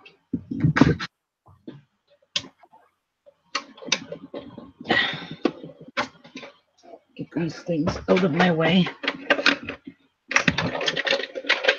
Oh, this sucker is so heavy. Mr. God. Okay, so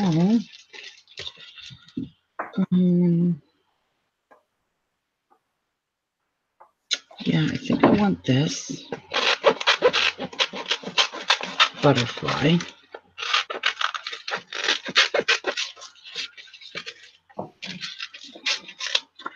And I want this postcard. Now, that's okay for there. I want some watch guts, and I have to find a way to get a piece of watch guts. One, we're decorating today. I think this one had bigger screws. I might be able to get the screws out of this one and get some watch guts.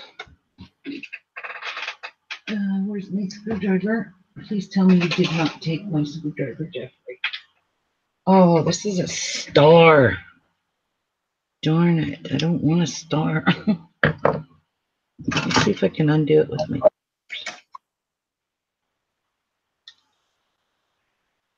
Oh no, I need just a piece of guts. Just one piece. And I don't know where Jeff keeps his things.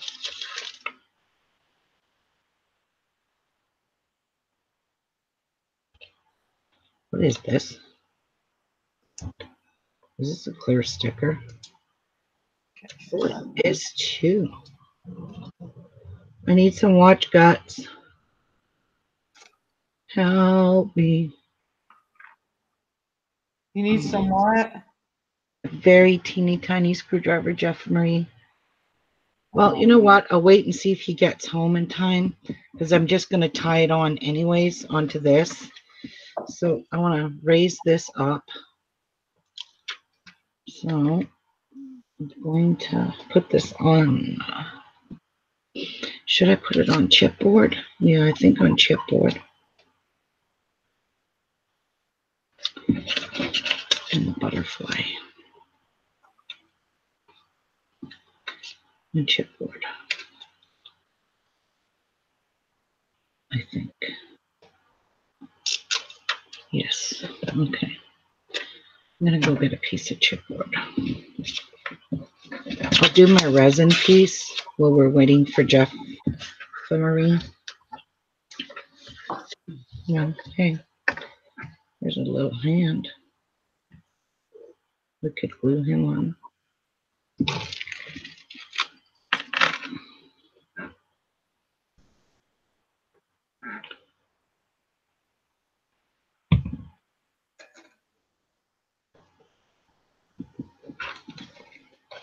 This is so cute. Oh God, I just love it.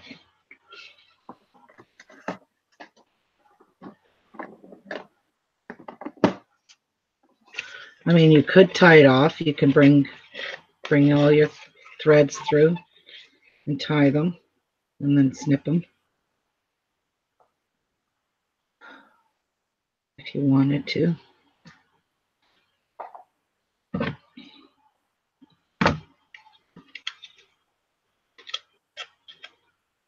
That one's a little short.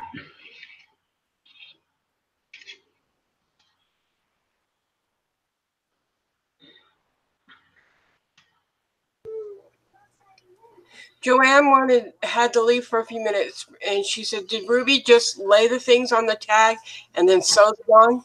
Yes, I did, Joanne.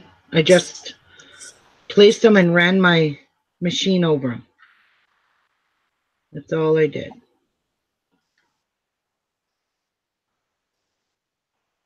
Well, the guy's plowing my driveway because we got snow last night. Because we need more snow. Just saying. I know Iowa's getting hit hard. So is Vegas. Man. Vegas got hit because my sister-in-law lives in Vegas. Jeff's Yeah, sister. all places Vegas got hit. Vegas was getting hit this morning with snow. We And didn't she get hit with- posted a picture and she said, "Did I just sleep in Vegas and wake up in Minnesota or something like that?" Not Minneapolis, Michigan. We've 'Cause I got huge mudslides here. They're taking out interstates and everything. I mean taking them out where they're breaking the road apart. Well, you did get a lot of rain yesterday, Karen. Yeah, and it was scary driving. Let me tell you, yesterday morning. Yeah, I can only imagine.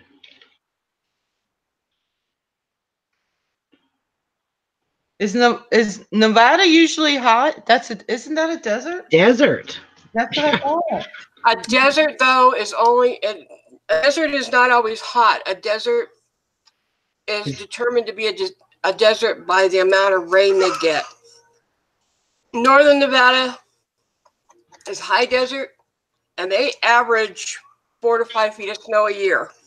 I lived up in Reno. I hated it. I hate the snow. Vegas very rarely gets snow because they're at such a lower elevation, but it's been cold out there all week, and they finally got snow. Mm-hmm. Okay, I decided to take the strings off just because I think, yeah, that looks really nice. I do. I think it looks super pretty. All right, I'm going to go get some.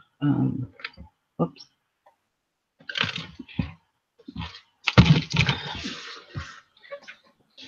Ruby, you gotta look.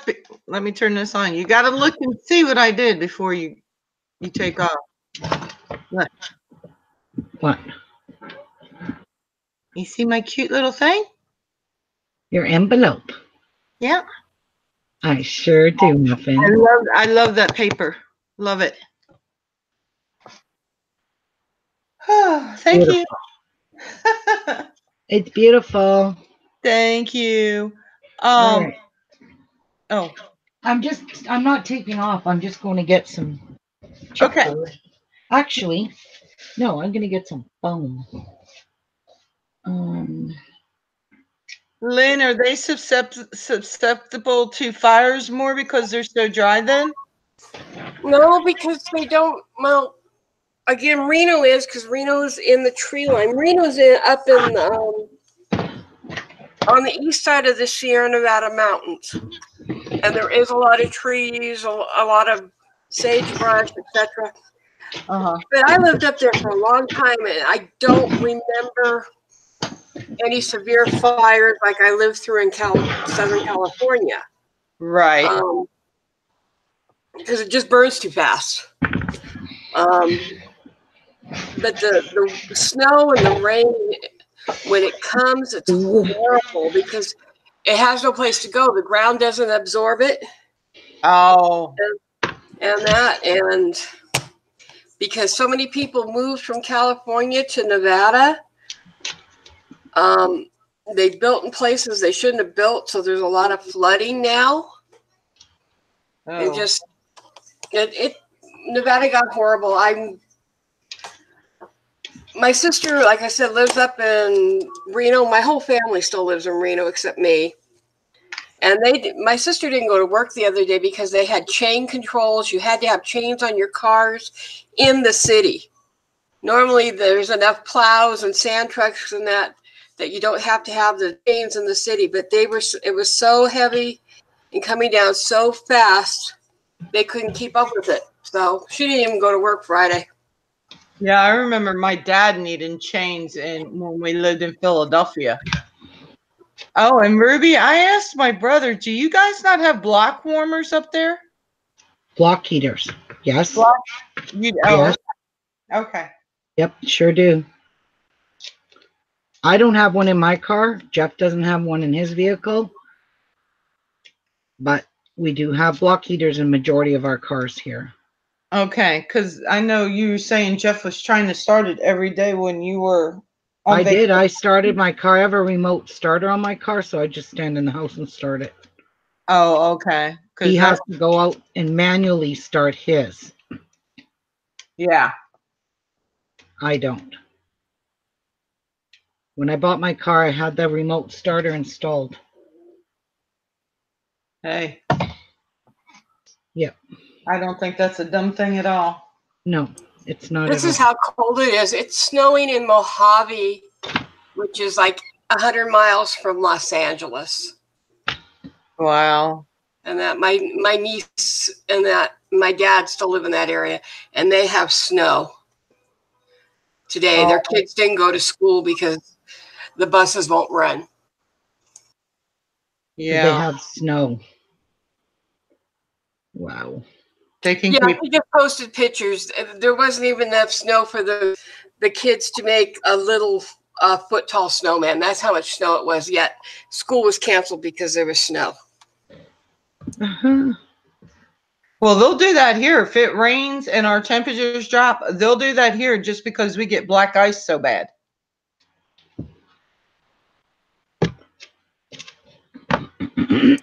Hi, Karina. Hi, Karina. Hi, Karina. I think I'm going to use some of my vintage buttons, too. Why not? Oh, that's a cute one. That one's different. I think we'll stick this one right up there to hold that down. Stick it. Put our vintage button right there. I really think this is cool. St. Michael's registered. I'm going to stick it right there. Right underneath the phone.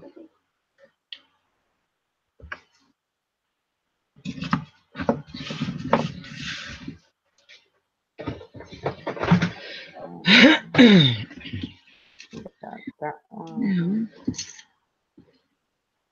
Oh.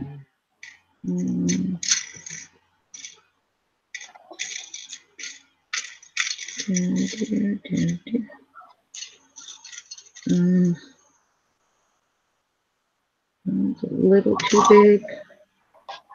That one's kind of dirty and rusty. It looks really cool. We'll use that one. Hi. Hey. Hi. Want to use this one?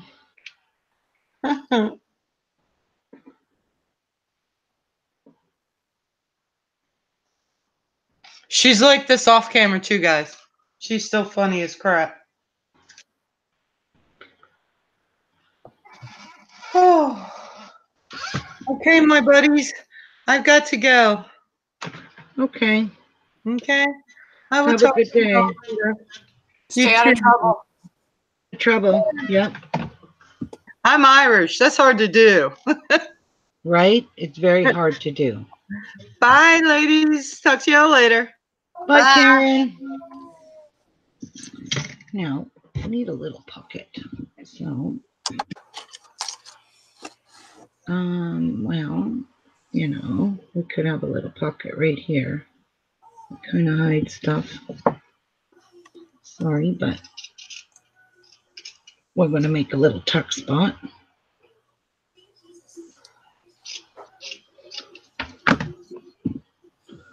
That going to be good enough? Yep.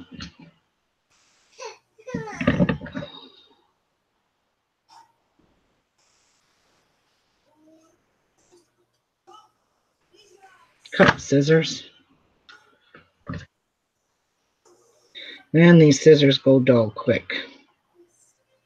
I kid you not. There we go.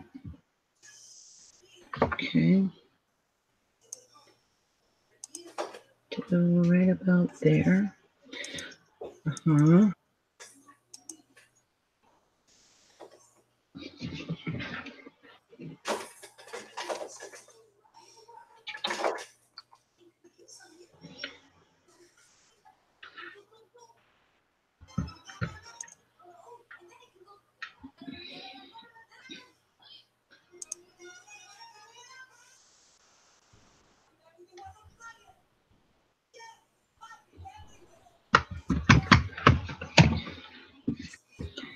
All right, I like that.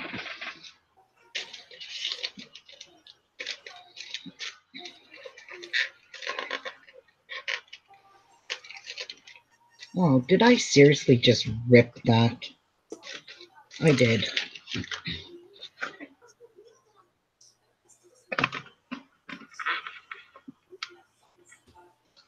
Don't rip this one, please.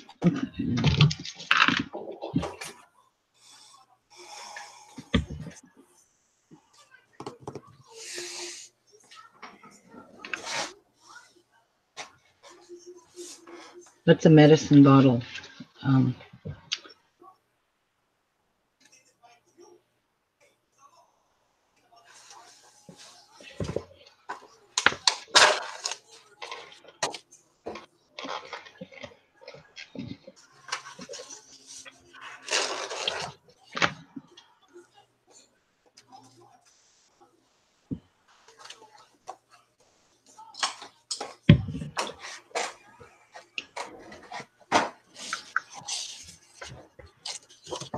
So we have a little tuck spot right there.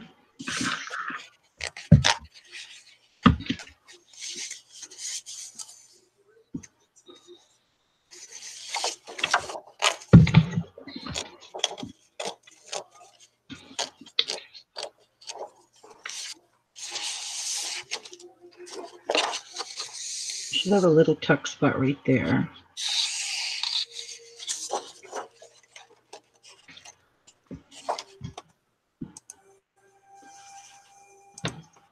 She's there, Dada. You might have to refresh your screen. I know it was rolling a little earlier. So just hit refresh.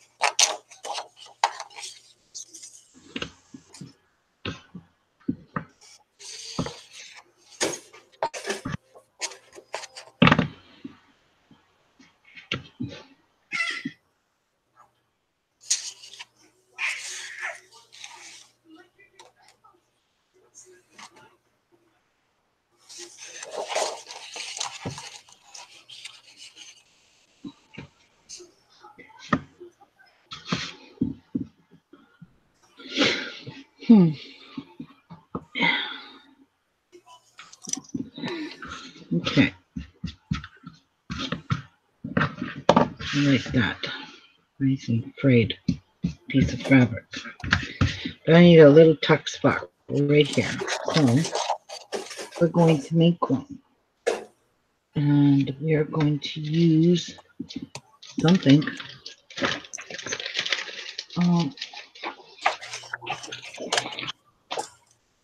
Maybe a piece of this ledger paper in here. Over.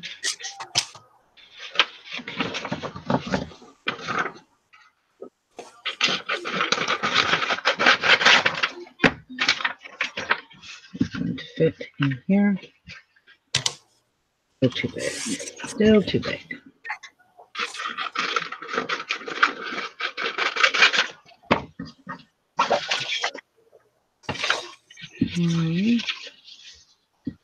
No, I cut it too small. Oh, it don't matter. I can go this way now. Okay.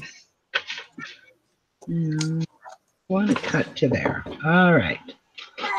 Now we got it.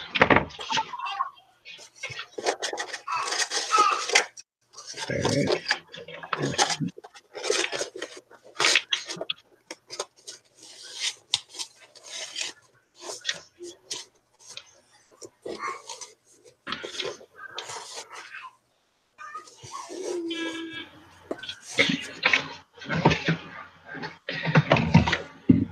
Let me just kind of dirty these up a bit. Looks just too clean now.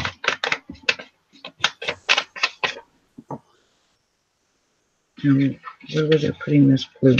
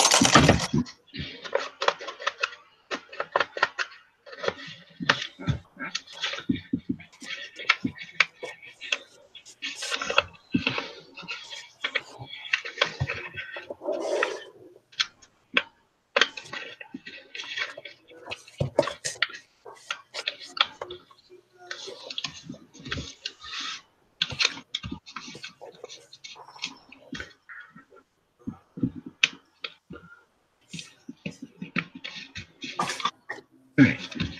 Love that. Now, I'm going to put a wee bit of glue here. I'm using hot glue because it's just the easiest thing for me to glue down tight and it'll work.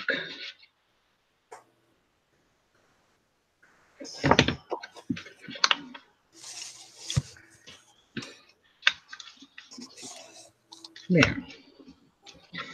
So we have two widowy pockets.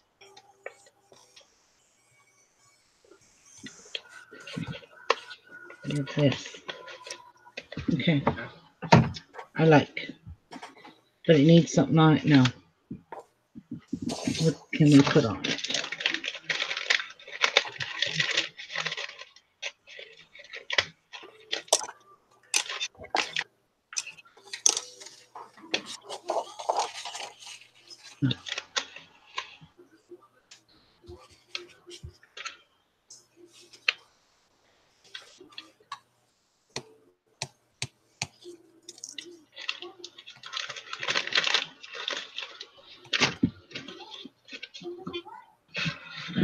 I always let my coffee get cold.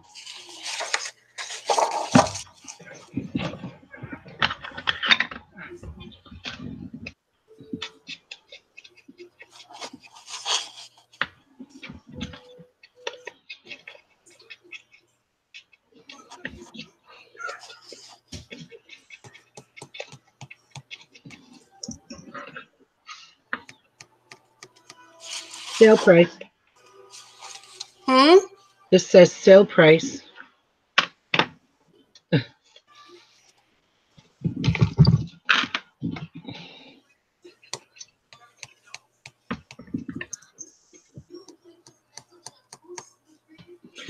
Oh, it went crooked. Oh, oops. Meant to go crooked. Everything I do is crooked. Yep.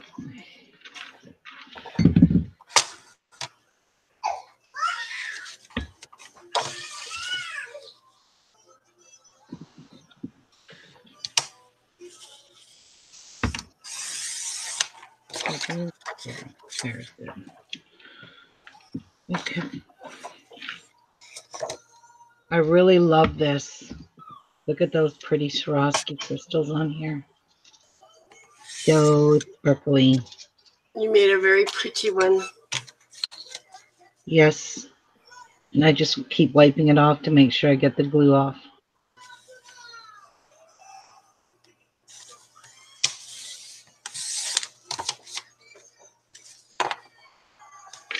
Okay. Now, I do want to put, oops. I do want to put a watch charm, a watch thing on my ribbon here, my tie. Just kind of dirtying this up. It's just too clean. I want to put some watch parts hanging off of this, but I can't get at the watch guts right now. I got to wait for my husband to come home. For the man with the tools. Yes, and get me a proper to hang off here. I'll be hanging watch guts off that. Right, now I should have, I might double this. I am going to be taking that off anyway, but I need some ephemera to go in these pockets. This stuff is too small.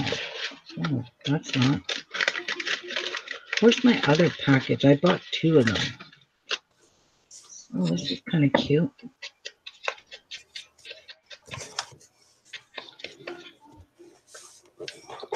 Wonder if that'll fit in there. Nope, that's too big. Should fit in here, right?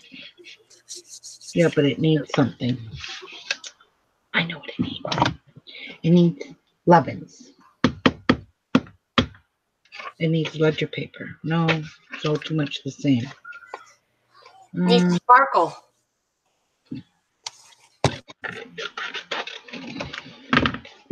Will that fit in there? Yes. Oh, look at this. We'll put that in there. Okay. This one I can cut.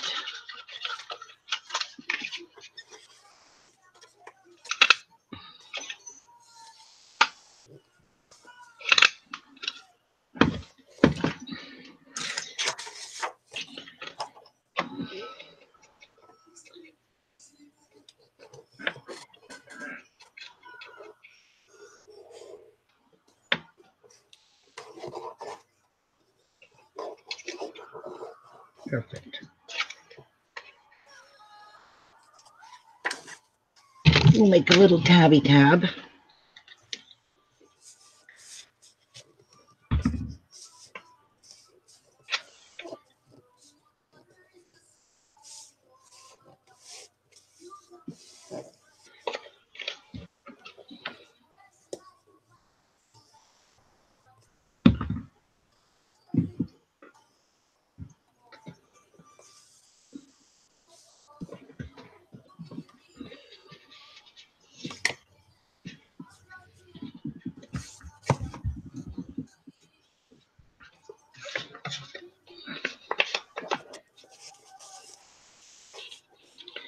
I'll put that in there.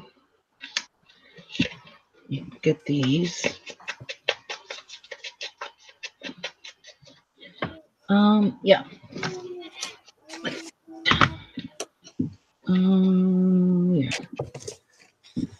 Cut a piece of this. Fold it. a little tabby tap. And I'm going to staple that on. And that's going to go inside the pocket like that. One.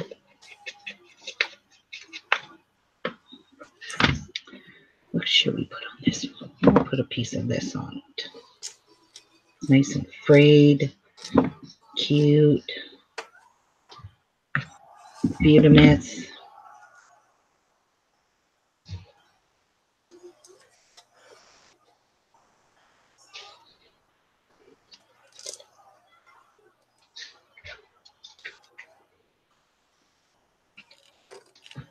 All right.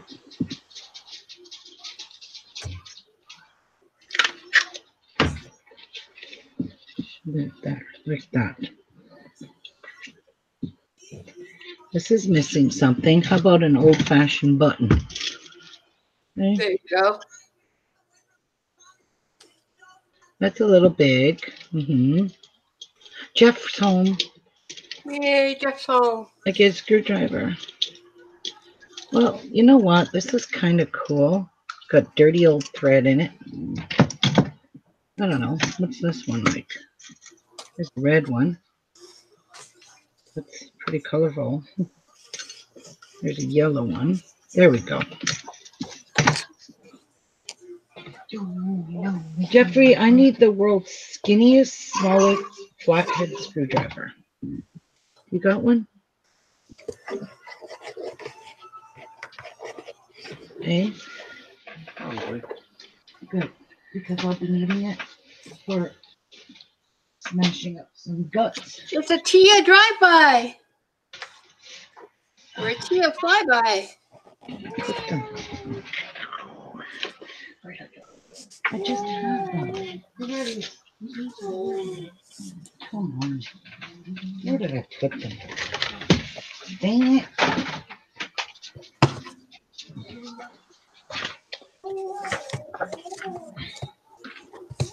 Really? All right, I'm going to move this. Oh, there they are. I knew they were here. I just needed to move some stuff.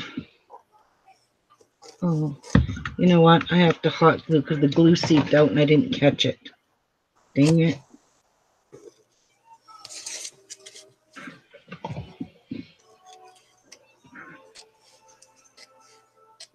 There. Oh my goodness, that's so cute.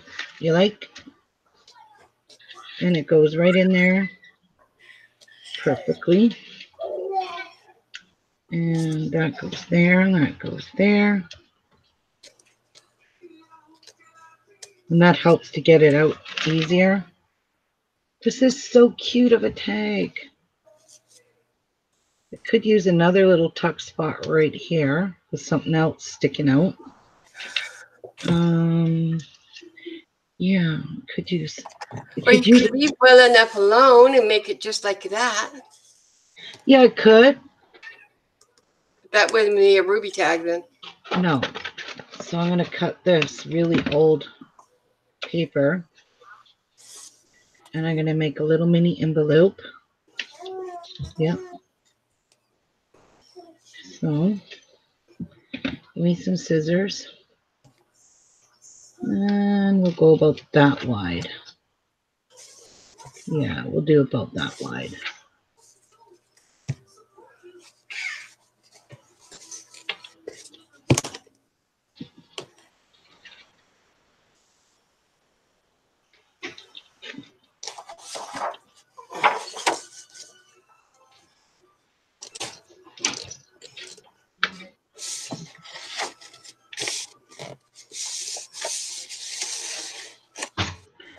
Wow, that's cool.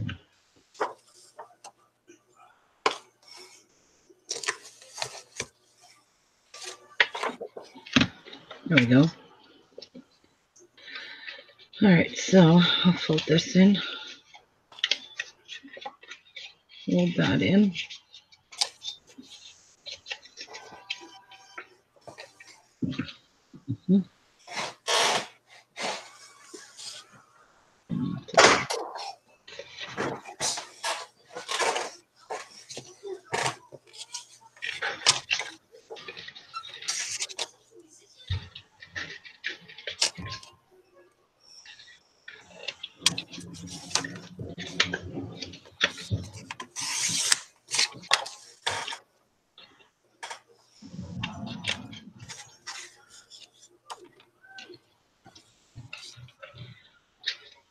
Okay.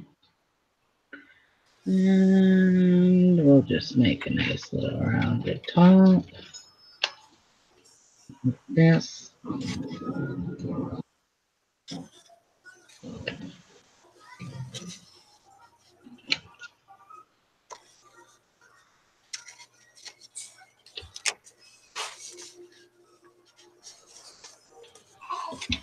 There. I made this cute little homemade envelope.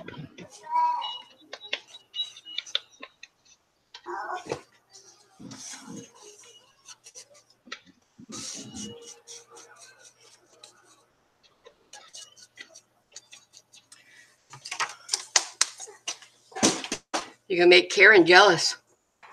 Why? Oh, God. She better not be watching. You made that cute little envelope. Yes, it is super cute. Now I'm going to stick it back there with a piece of ephemera in it.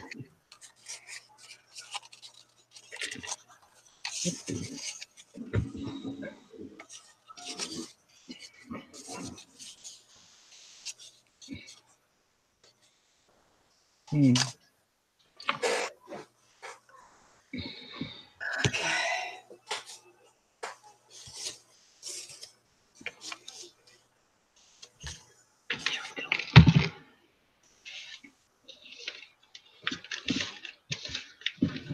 Okay. Now, which piece of ephemera will fit in there? All kinds of little goodies in here. All kinds of stuff. Does that fit? Oh my gosh, that's so cute. Look at this library card.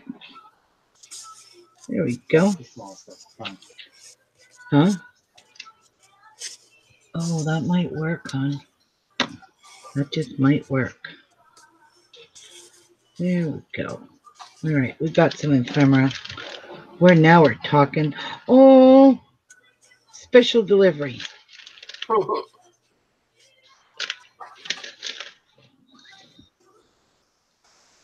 This is super tiny stuff. All right, now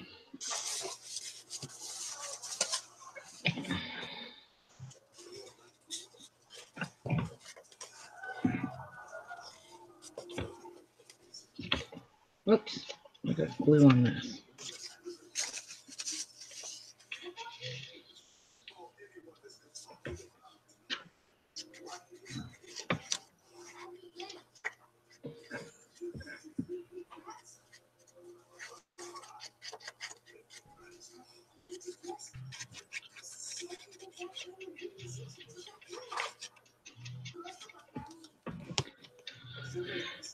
Oh.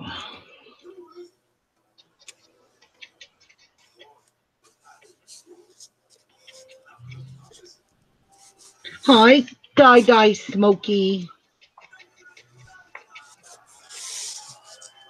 All right, now stick you in there. You in there. These are so cute, these little ephemeras. So darling. And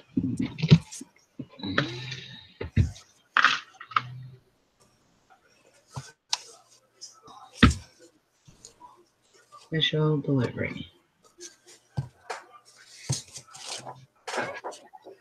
Right? Right.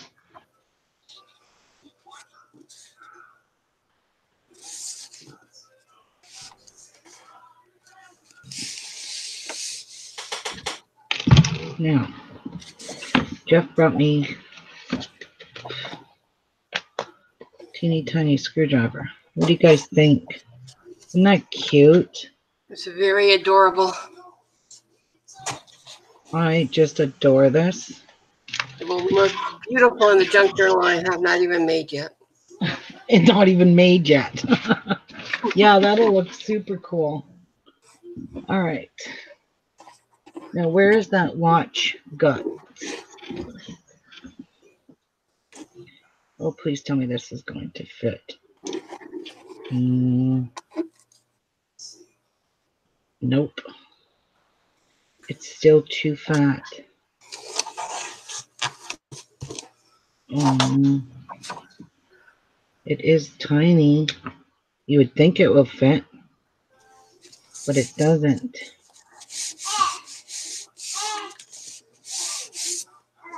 This one came off.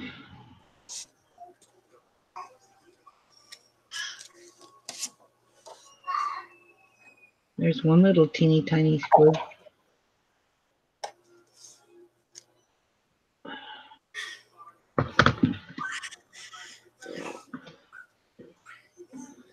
Oh, I got it.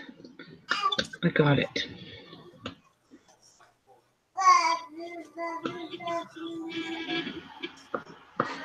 There's another little teeny tiny screw.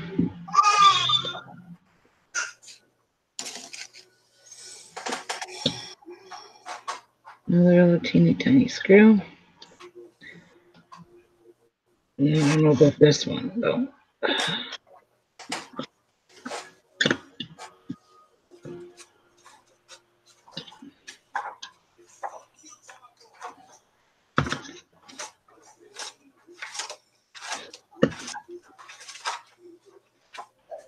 Come on.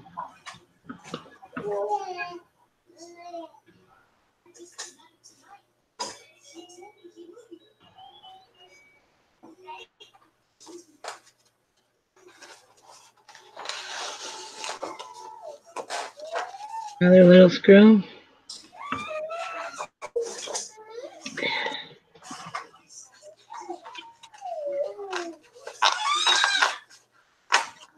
Another little screw.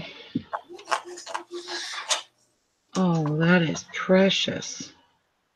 All right, so we'll hang that off. That is so precious. That piece. These skinny winny ones. There we go. That one. And this one I need to really jab it in. But I really don't think it. Oh, I got it. Hallelujah.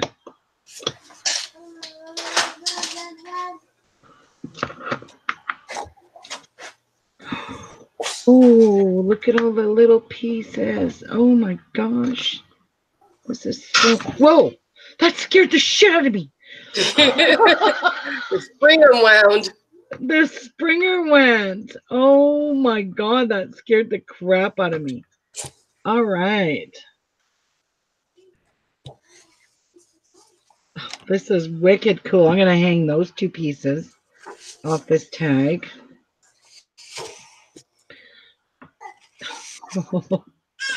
Well, that was pretty funny. Hey. Ruby's heart beating. Yeah, my heart's. Look at this gadgets.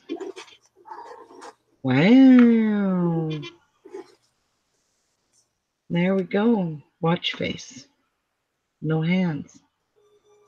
This is wicked cool. Yes.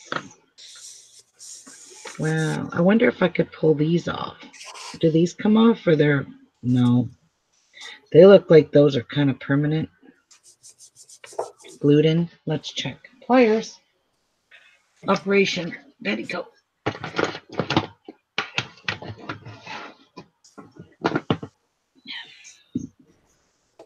Let's see if you come off. Yes, they do. Take this shaft out. Nope, that don't come off. That means this piece should unwind too. Nope.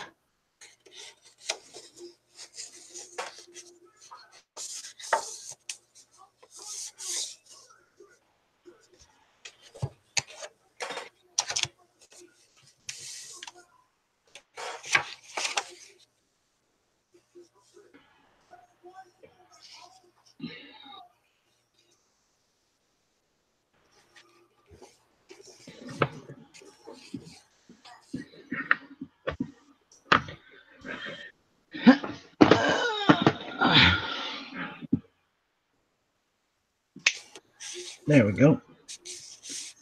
Snippity snip. Off it came. So I'm going to hang those two pieces off of that. There you go. You saw how we took these guts out. That's how you do it.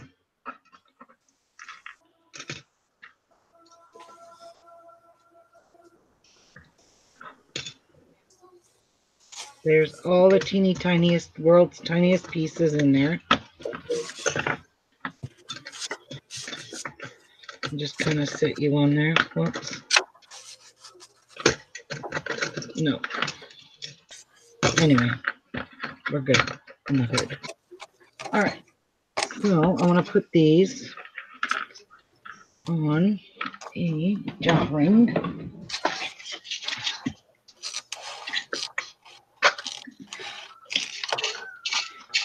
Yeah, use this one.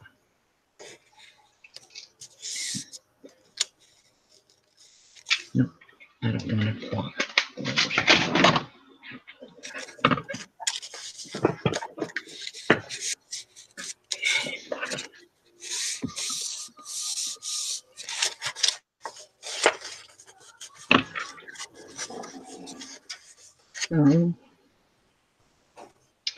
Might have to open this one more.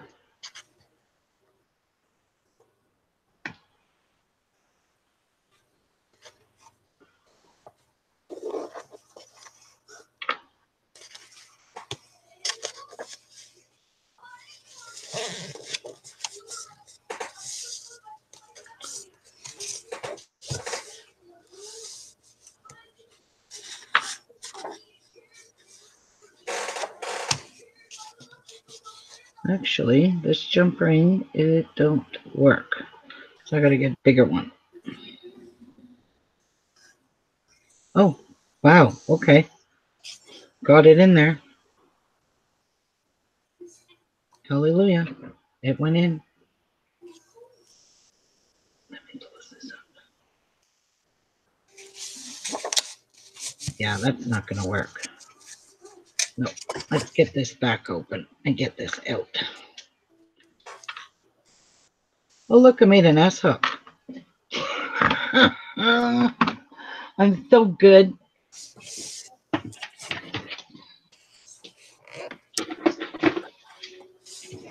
Okay, I need to grab a different jump ring.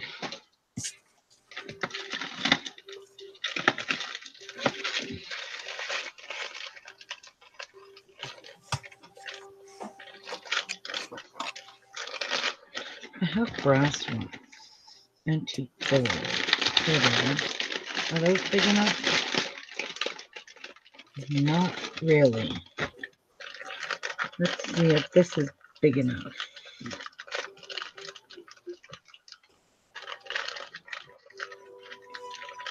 Come on.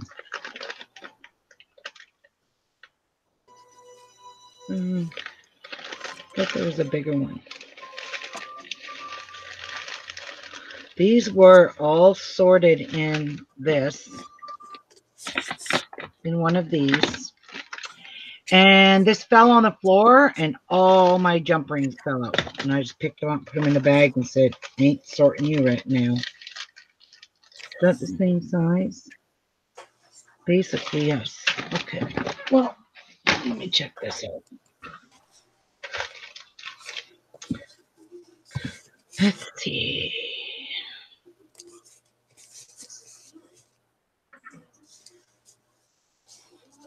All right, I think that's going to hang a lot better with the art on it. And let's get it inside of here. There we go. Let's close this up. Oopsies.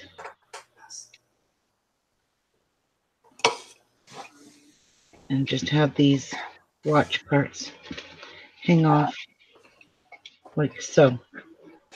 That is so cool. Wicked cool.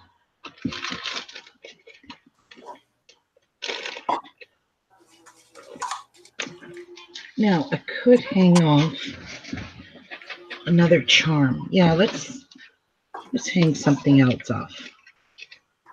Look at this. Is this not cool, guys? I just love that. All right, let's hang off. See, we have another key. A different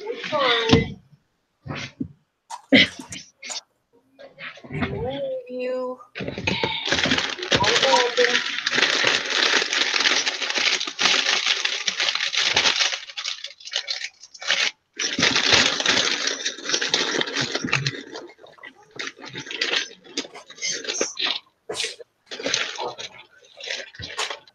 I don't like that. Ouch! Ow, ow, ow. Hang. Ow. And wait. Stop owing yourself. That one. That went under my nail, and now my nail hurts. And I could hang off some of these gears. I do have silver ones, gold.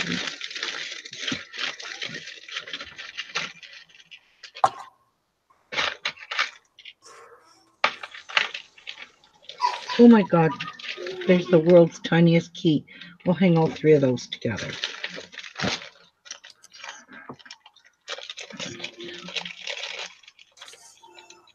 We'll hang some gears. All right, do I ever put anything back that I touched? No. Do I care? No. All right, so I'm gonna need some more larger jump rings. Teaching us all bad habits, Ruby. I would never, ever dream of doing that. Not me. No way, Jose. All right. Good. So cute. There's. Okay. So let's take baby key, mama key, and the big daddy key. Let's run it under there, like so. And let's close it up.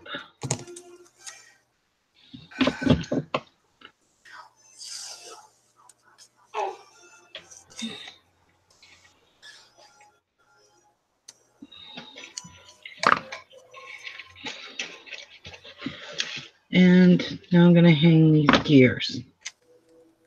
Ooh, can't open that with my bare hands like that. Hang silver, antique gold, silver. And I think I'm going to hang it right off of this real gear.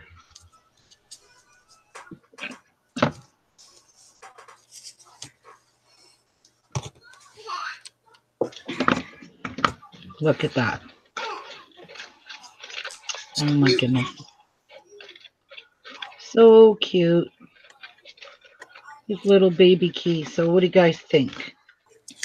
So we got this on here. And It's adorable. yes, it is.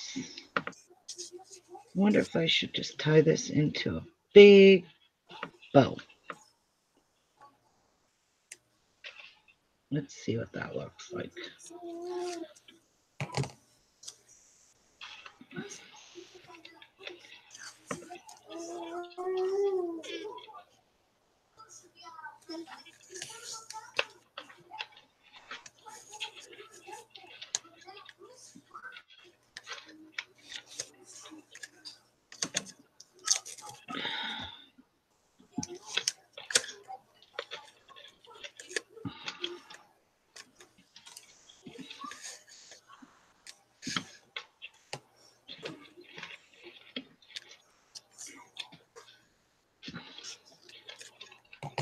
This one's longer. Gosh, my hands are so dirty from there. There we go.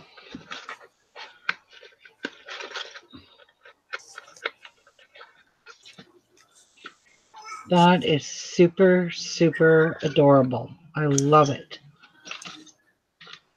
What do you guys think? There's the whole. It's very, very, very cute. I will expect it in my box. Right?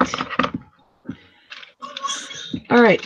I'm going to do a little bit of resin on this pocket watch here because I want this to hang off my journal. I'm wondering if I could snippety snip this piece off. Probably not. Yeah. Ow. I really don't want that sticking out though. Jeff, can you maybe cut this with heavy duty cutters? It is fairly thick piece. Yeah, my little jewelry cutters aren't going to do nothing for that. All right, I need to find a nice, pretty photo. So you guys honestly love this? Yes. Horrible? What? What's wrong? Did you think I ran away? Grandma's still here. Grandma didn't leave. Grandma's here. Oops. What are you doing? Okay, see this little thing? Yeah. Is there any way you can cut that off without removing? I could move it. Oh, I don't think this part comes out. Oh, child. It just turns. Maybe you can cut it, please. I know I knocked these off. I just don't know where they are. Here and here.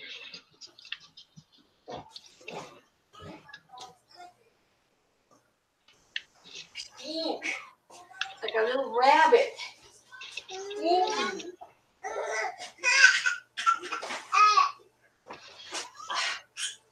I have to get the hat back here, child. All right. All right, I'm going to put this away. Now we're going to find a vintage lady. Come on. Save your butt.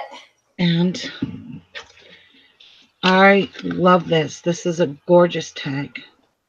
Honest to God, guys, I wish you could see this for reals. It's gorgeous.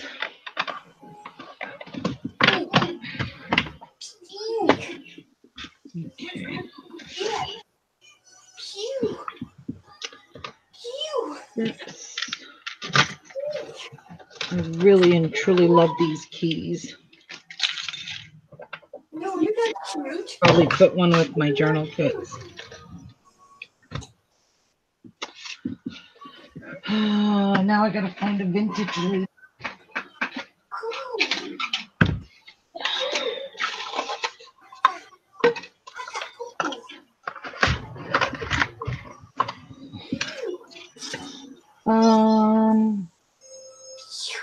Do have vintage ladies on here. Hang on, let me look, guys. Bear with me. Trying to kill Grandma, aren't you? Trying to kill Grandma.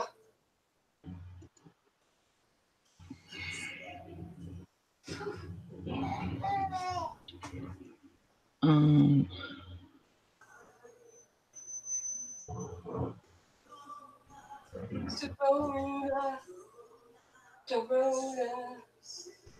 Look at that butt. Look at that butt. It stinks. Oh, wow. I got some really pretty ones I could print off. Oh, I just don't know which one I want. But they're all so beautiful.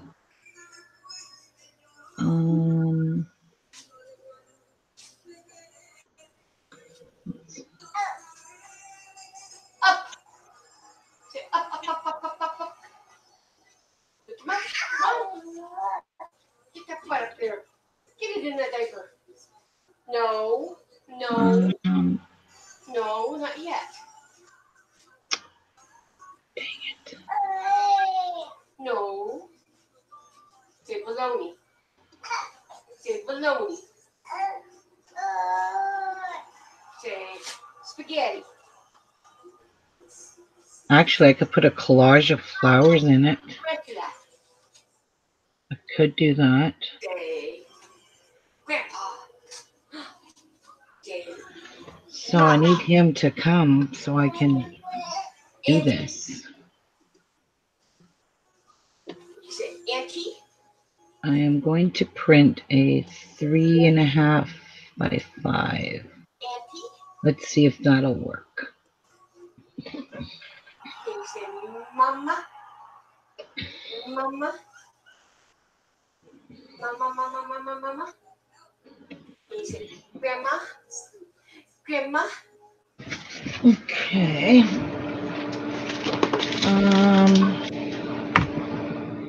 Papa. I'm going to drop crystals in there. Maybe.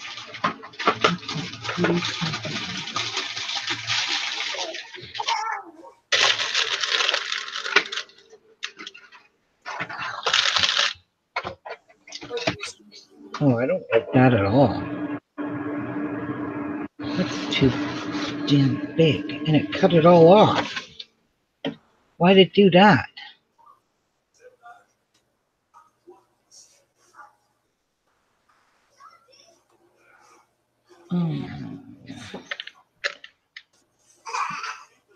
Look.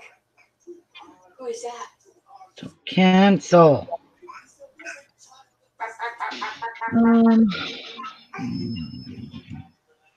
Now, wallet size is way too small. I would think.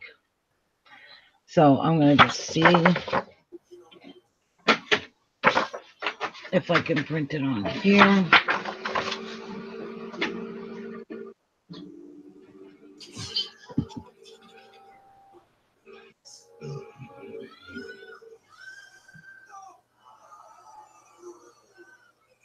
Let's see how that turns out.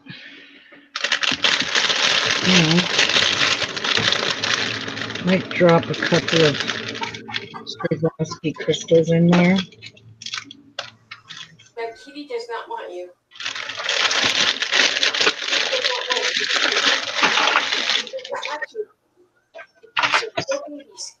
Oh, so it prints it right on top? Duh. Don't. I gotta reprint it. It printed over top of the other image. Oh, that was funny. Bad little monsters. Here. Put it on.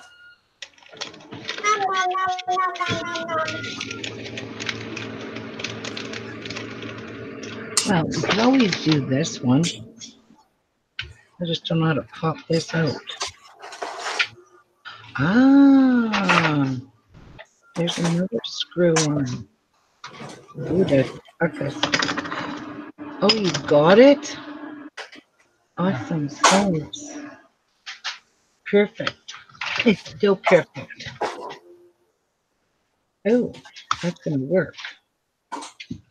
So, I need to get an idea how big of a circle I need.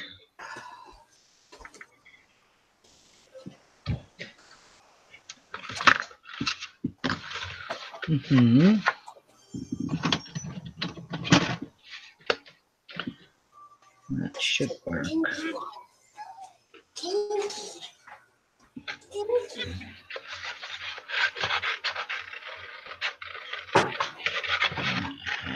No, I'm going to have to make this smaller.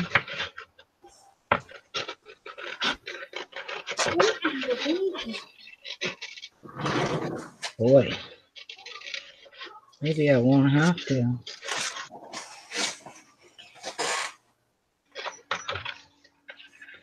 Looks like I already did a good job.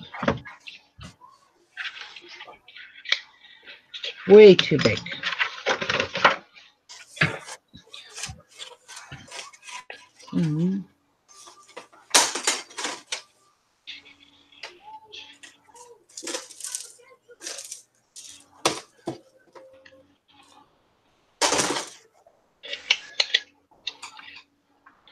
Now it's too small. Idiot. Dang.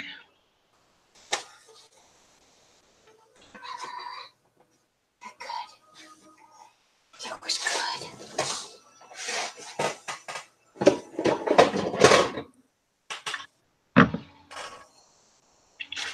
Let me see.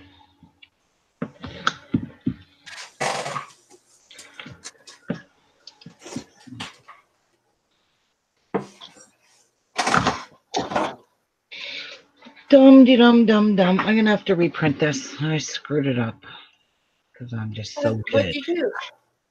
Got it too small. Mm. I'm just cool like that. Yeah, has nothing to do with it. I really did want a vintage lady, but I got a feeling it ain't gonna. Oh, we'll see if this lady will fit.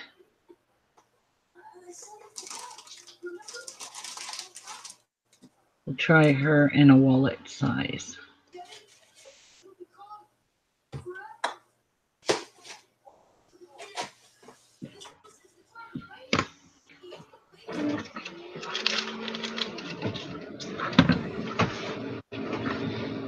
Oh, my watch. Ouch. That's very prickly.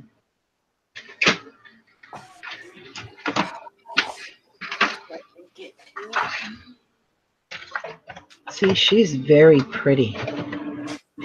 So, I don't like using these scissors to cut with. Did you eat them all already? So I'm going to cut her a little bigger.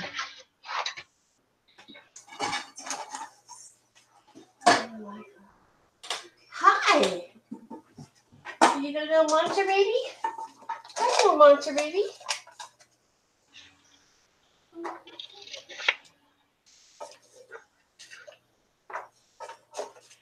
Ooh. Snackies. I love you, snackies.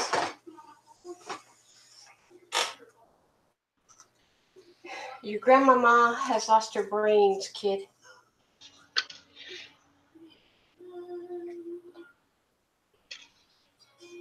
First I lost your names, now I lost the flowers. It's getting on my nerves. See if you fit in there. Of course you're too big. But this time I'm not cutting it down so much. Right there, it's really big.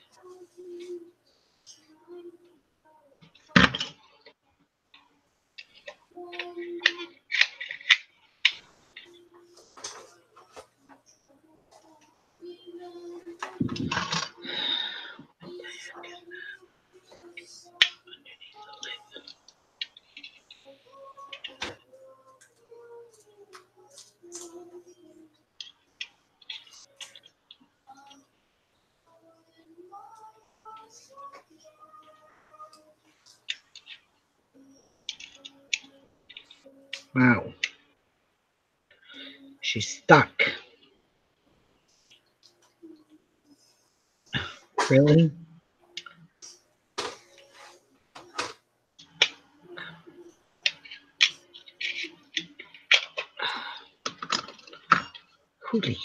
Julio.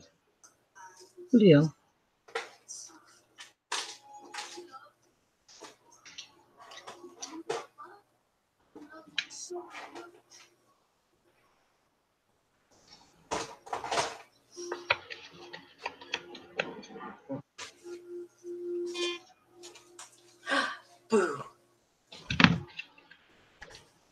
Are you eating your snackies, huh? Are you gonna fit in there? Oh.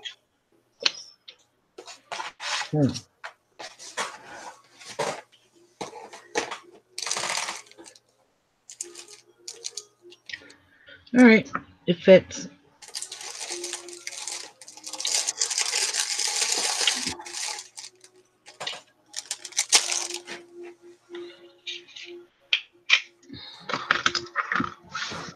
Okay.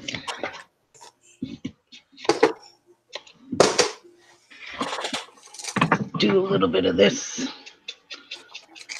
on the edges.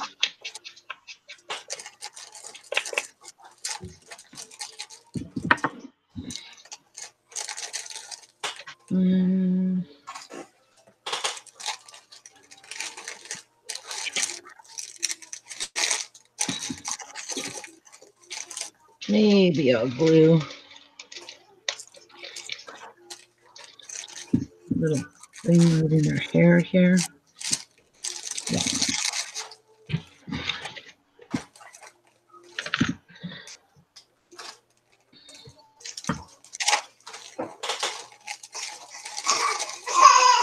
Just a second. Have to have a little patience, my darling.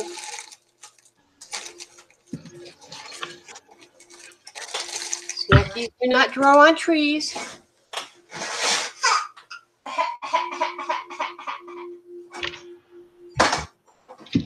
Okay. All right. Now, oh, geez Louise, that wasn't dry. So I just yank it right off. Probably gonna move anyway.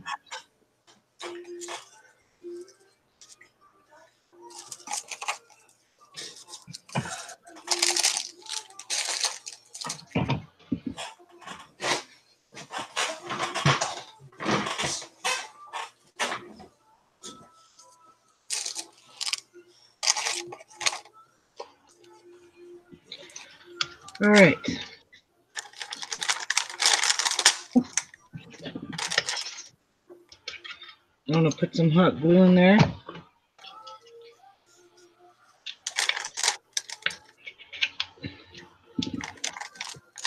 Put her in there.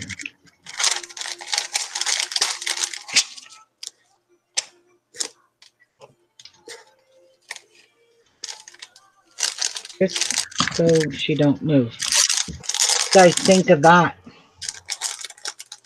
That's gorgeous.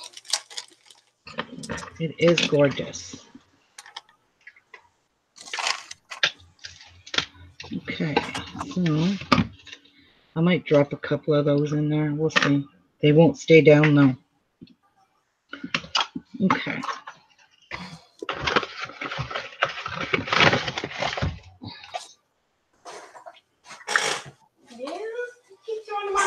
I don't know how much resin I need, so I'm really not going to mix up all that much.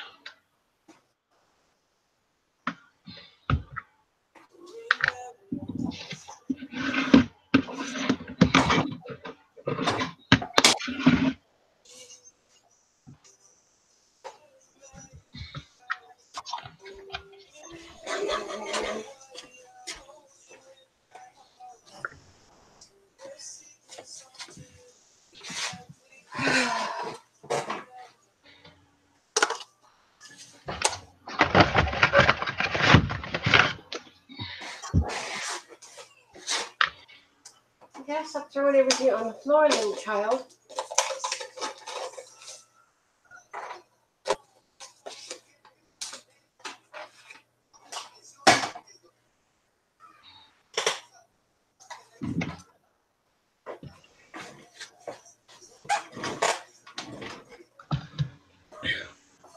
Those look pretty good. I hope that's enough resin.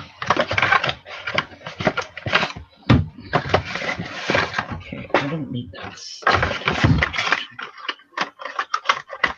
Okay. Yeah, I probably could just mix them right together here.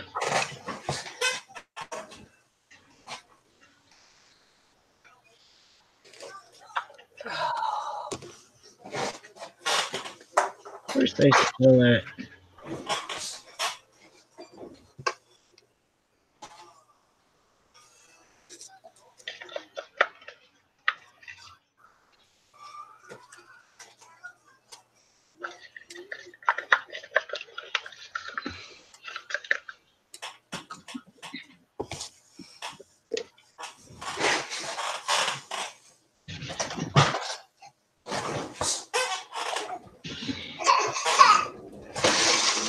Stop. Okay. I don't know. That might not be enough.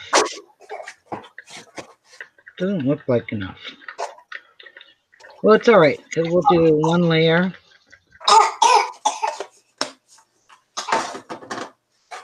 And there's a million trillion bubbles in this. And you have to stir this till it gets cooled.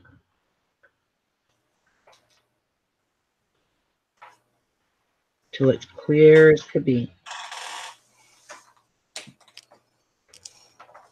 And you get rid of some of these bubbles.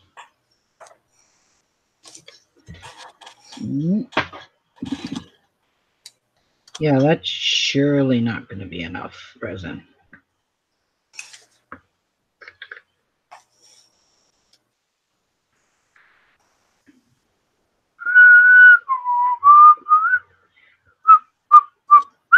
Yeah, she is a beauty.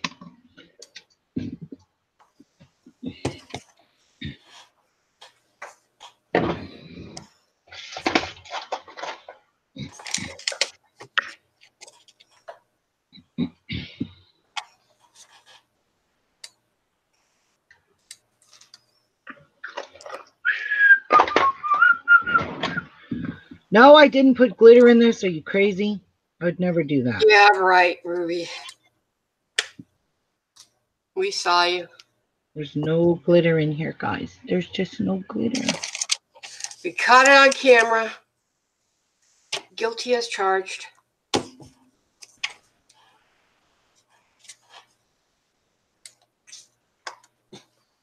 So you got to stir this for a bit because it's still cloudy.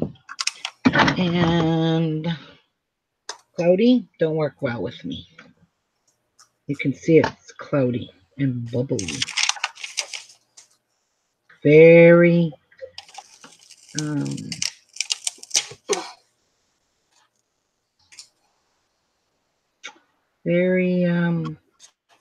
milky.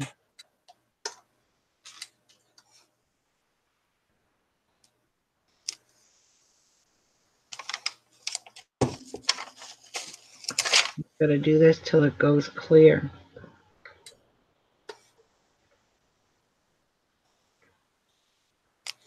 You know, when the cows come home. Thought they already were home.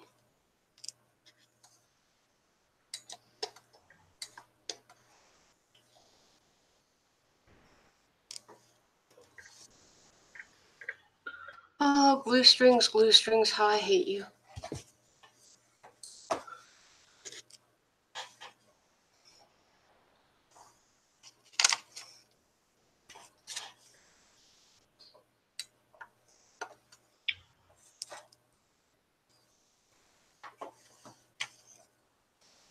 Ooh, some of them are going. It does not look clear. It still looks very milky. Why is it not activating? Why isn't it getting clear? Did you put enough in it? Mm-hmm.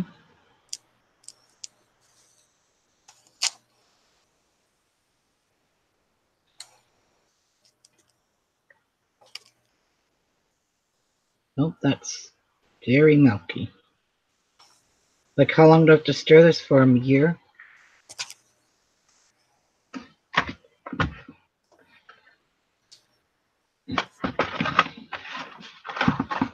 It should be clear by now.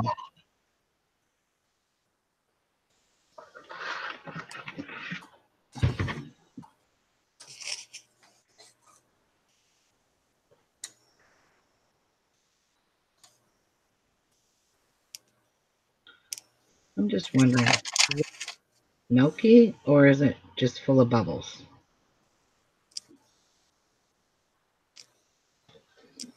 Where's my spray?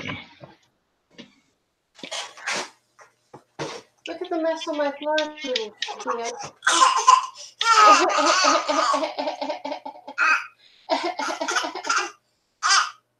Are you being a rotten kid?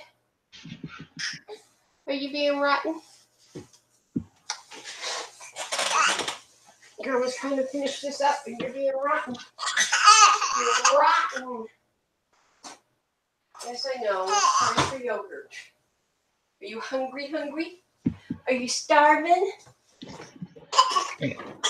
Let's get rid of the pink in here. I thought I washed this over and over.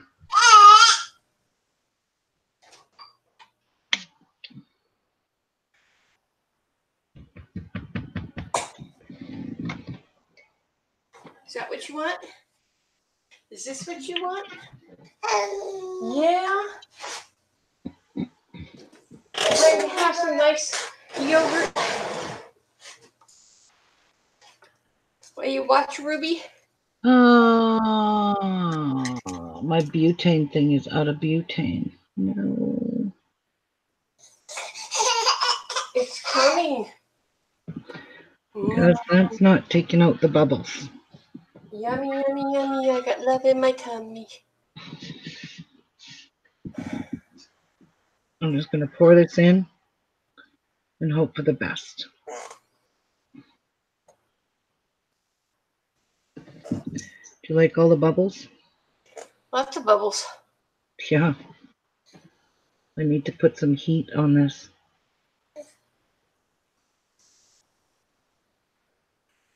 Lots of bubbles. Jeff, I'll be right back. I'm going to see if I can get Butane. Don't mind us. We're just feeding the babies. So we must have her yogurt. Say, it's yogurt time and I need to eat. I'm starving babies. I'm a starving baby.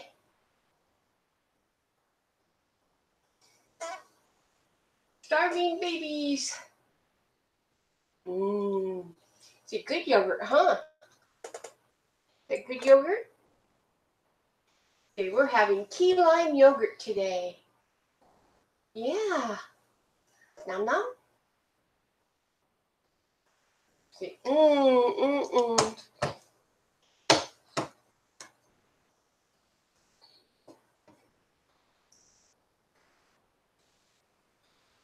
So who went and bought journals while watching Ruby today?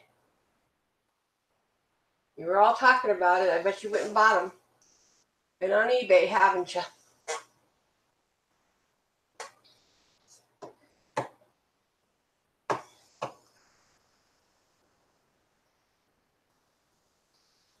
Remember.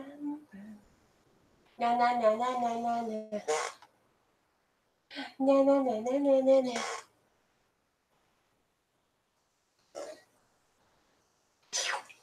Babies eat yogurt. Babies eat yogurt.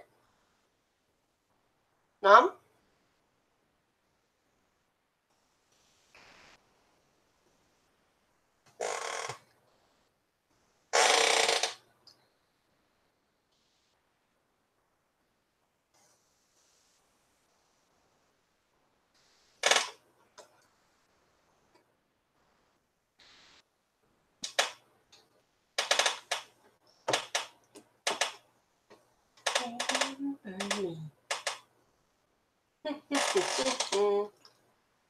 I'm gonna throw my chair out the window.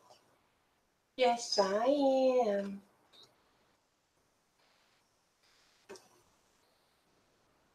Yummy? Yum, yum, yum.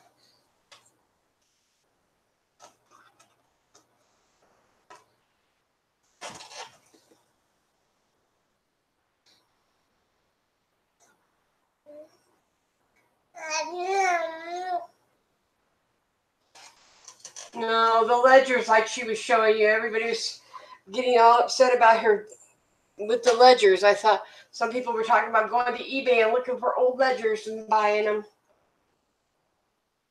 Because they were inspired by Ruby.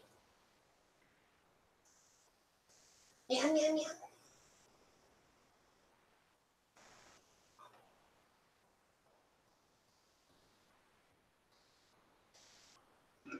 Okay, I'm going to try my heat tool. because I can't seem to get any butane. See if my heat gun will work. Because that's a lot of bubbles. Ooh.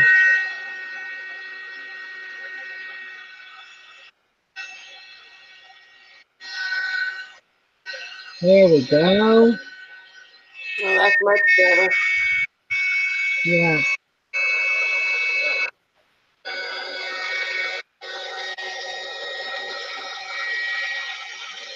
Is that all messy? Huh. The glitter. There we go.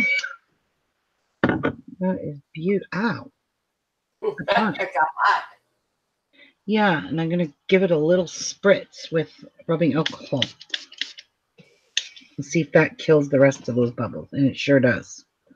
Okay. So here we go. Pour some more of my bubbly resin.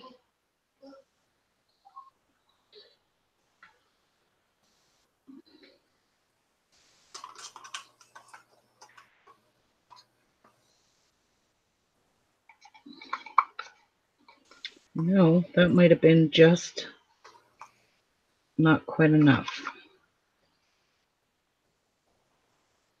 You made it all gone. Yay! Yay!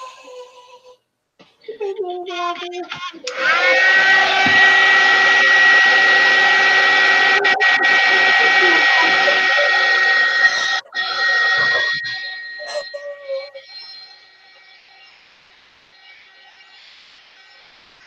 Such a big girl eating yogurt all gone. Yogurt all gone.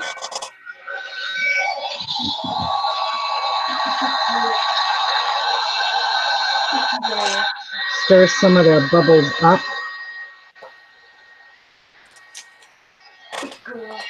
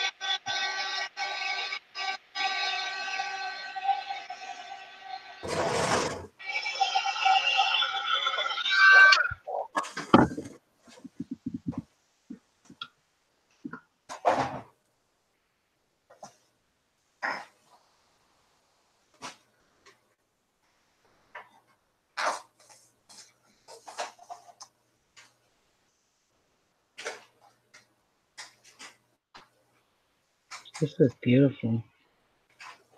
But it's still cloudy with a lot of bubbles.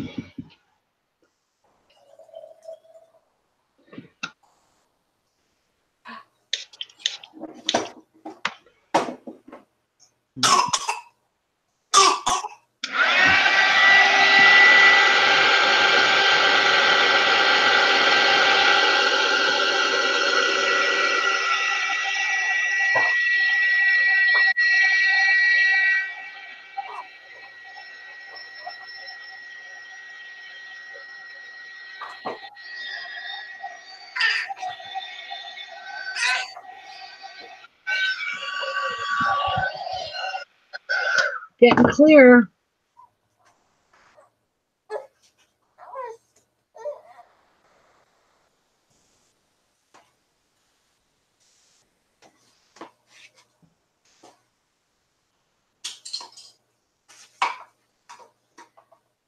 Wait a second. I know you want it. Come on.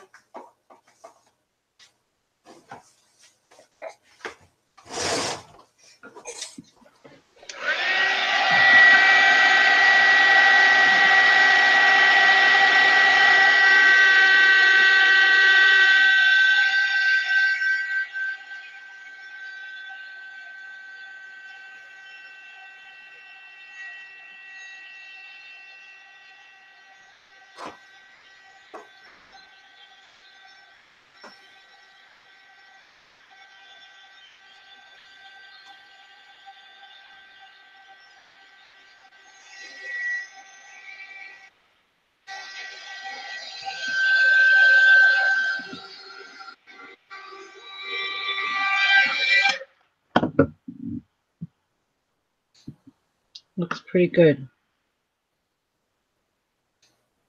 Give it one last stir.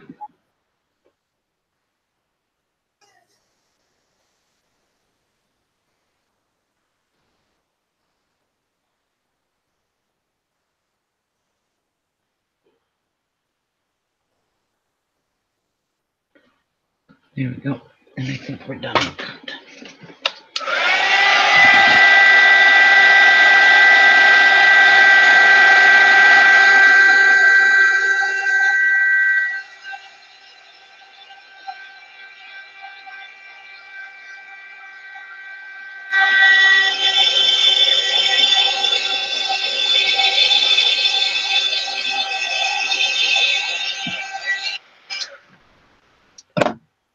All right. It's pretty hot. I dare pick this up. Whoa. Okay. It's a little too hot to pick up to show you guys. Oh, there we go. There we go. Can you see it? It's beautiful. It's gorgeous.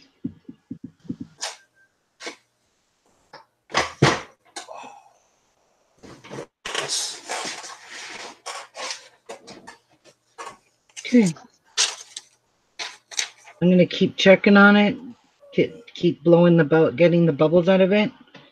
I don't think that's going to help any. Oh, it does a little bit.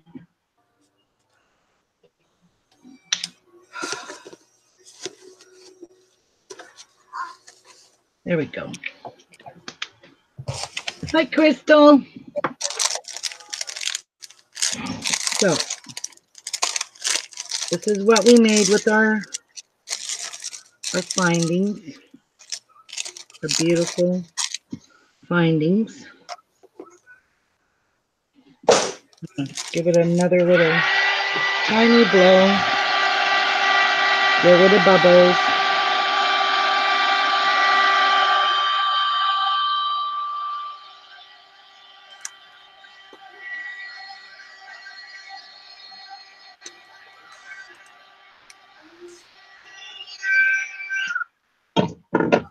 And that's that. It's sitting kind of loppy, crooked because oh, I don't know why it does. So I'm just gonna try and get that level. It's about there. And I'm gonna leave it alone now. That did not stay. And then tomorrow I will top off the rest of it. And I'd like to dome it, but that is very pretty, believe me. So that's what we made today. That with a pocket watch and our beautiful sewn tag with a real ledger, a real key that's rusted all by itself. I didn't rust it. And we got some watch guts on this. I just think this is overall, and some vintage buttons all on here. I just think this is so pretty, guys. So pretty. I just love it. Our little ephemera, our little pocket we made here.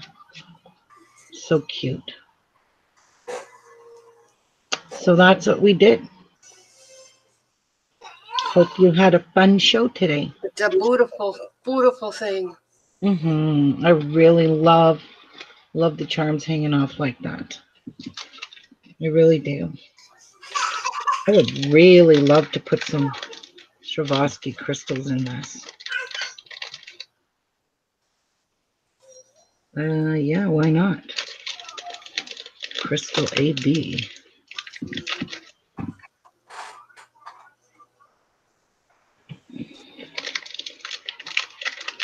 Might not even see them. I can't see them now. Just don't want to drop them on her face.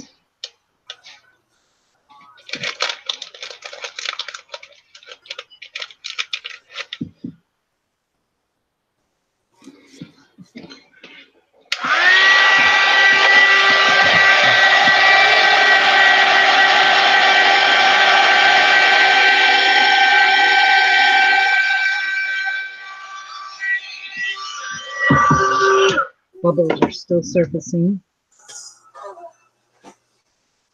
There we go. So actually, let's put some other colors in here.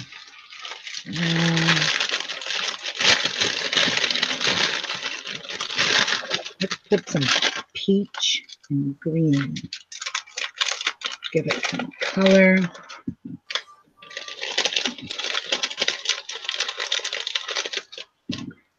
There's a peach one, another peach one, another peach one, another peach one.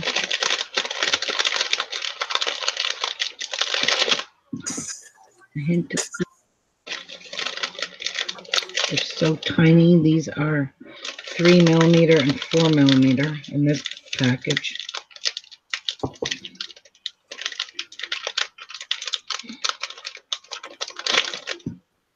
Need one right there.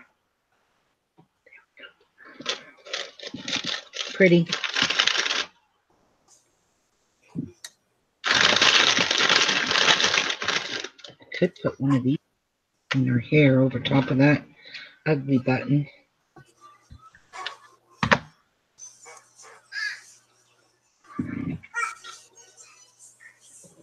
There we go. Let that sink. And I'll cover it up tomorrow with the rest of the resin.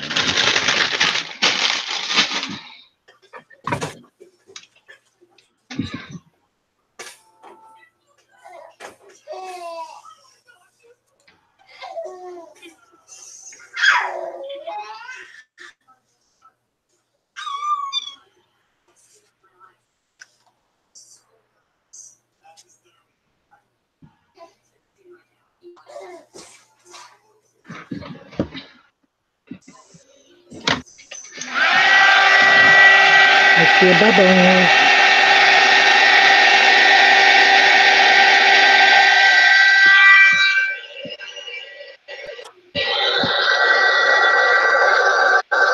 Right there.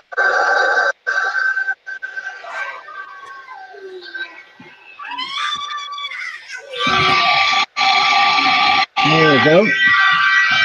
Put those ones. That one.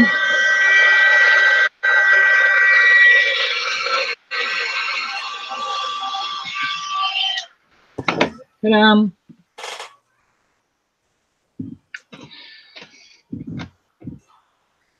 I see a bubble. Another one. Dang you. Gone. See, bubbles are going to surface for the next, I'd say the next half hour. Yes. Oh, that's so pretty, guys. So pretty. And I could see my crystals in there. Look.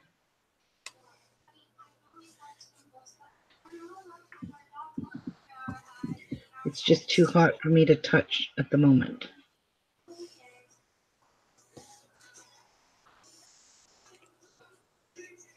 And where are you? We'll give it a little spritzy.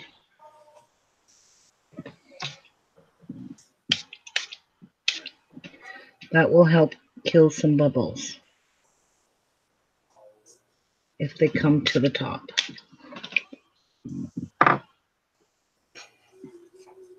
Yes, ma'am. It sure will.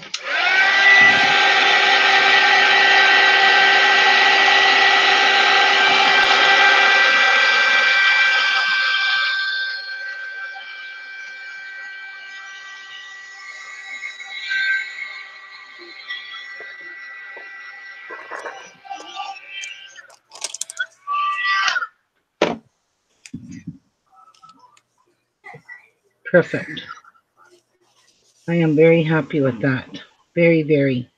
It's already starting to set up.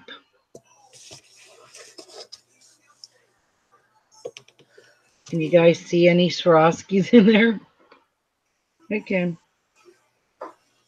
They'll probably show up after it dries.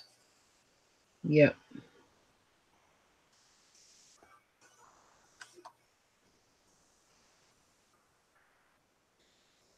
Trying to move it around.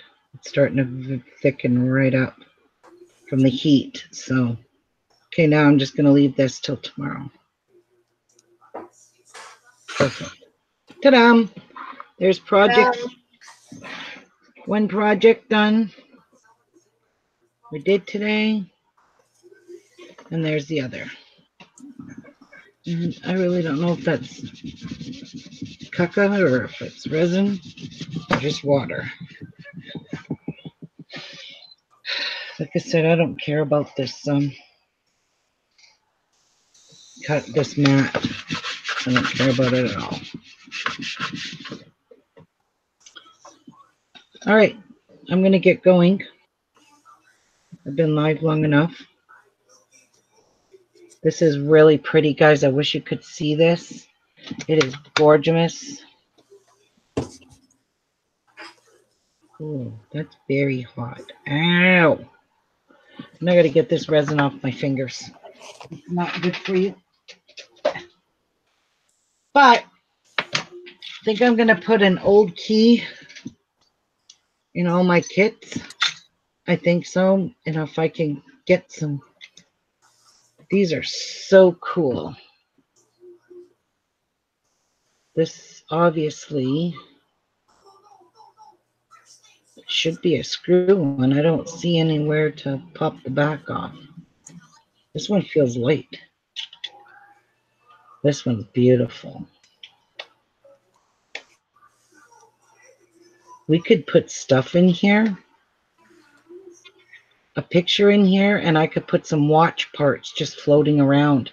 Not fill it with resin, just leave it loose and put a hook on it. That would be cool. Lots of things we can do.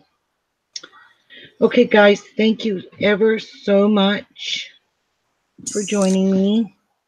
Tomorrow I'll finish that resin off and I'll let you guys see it. And I'm going to go. God bless. Bye, everyone. See you tomorrow. Bye, everyone.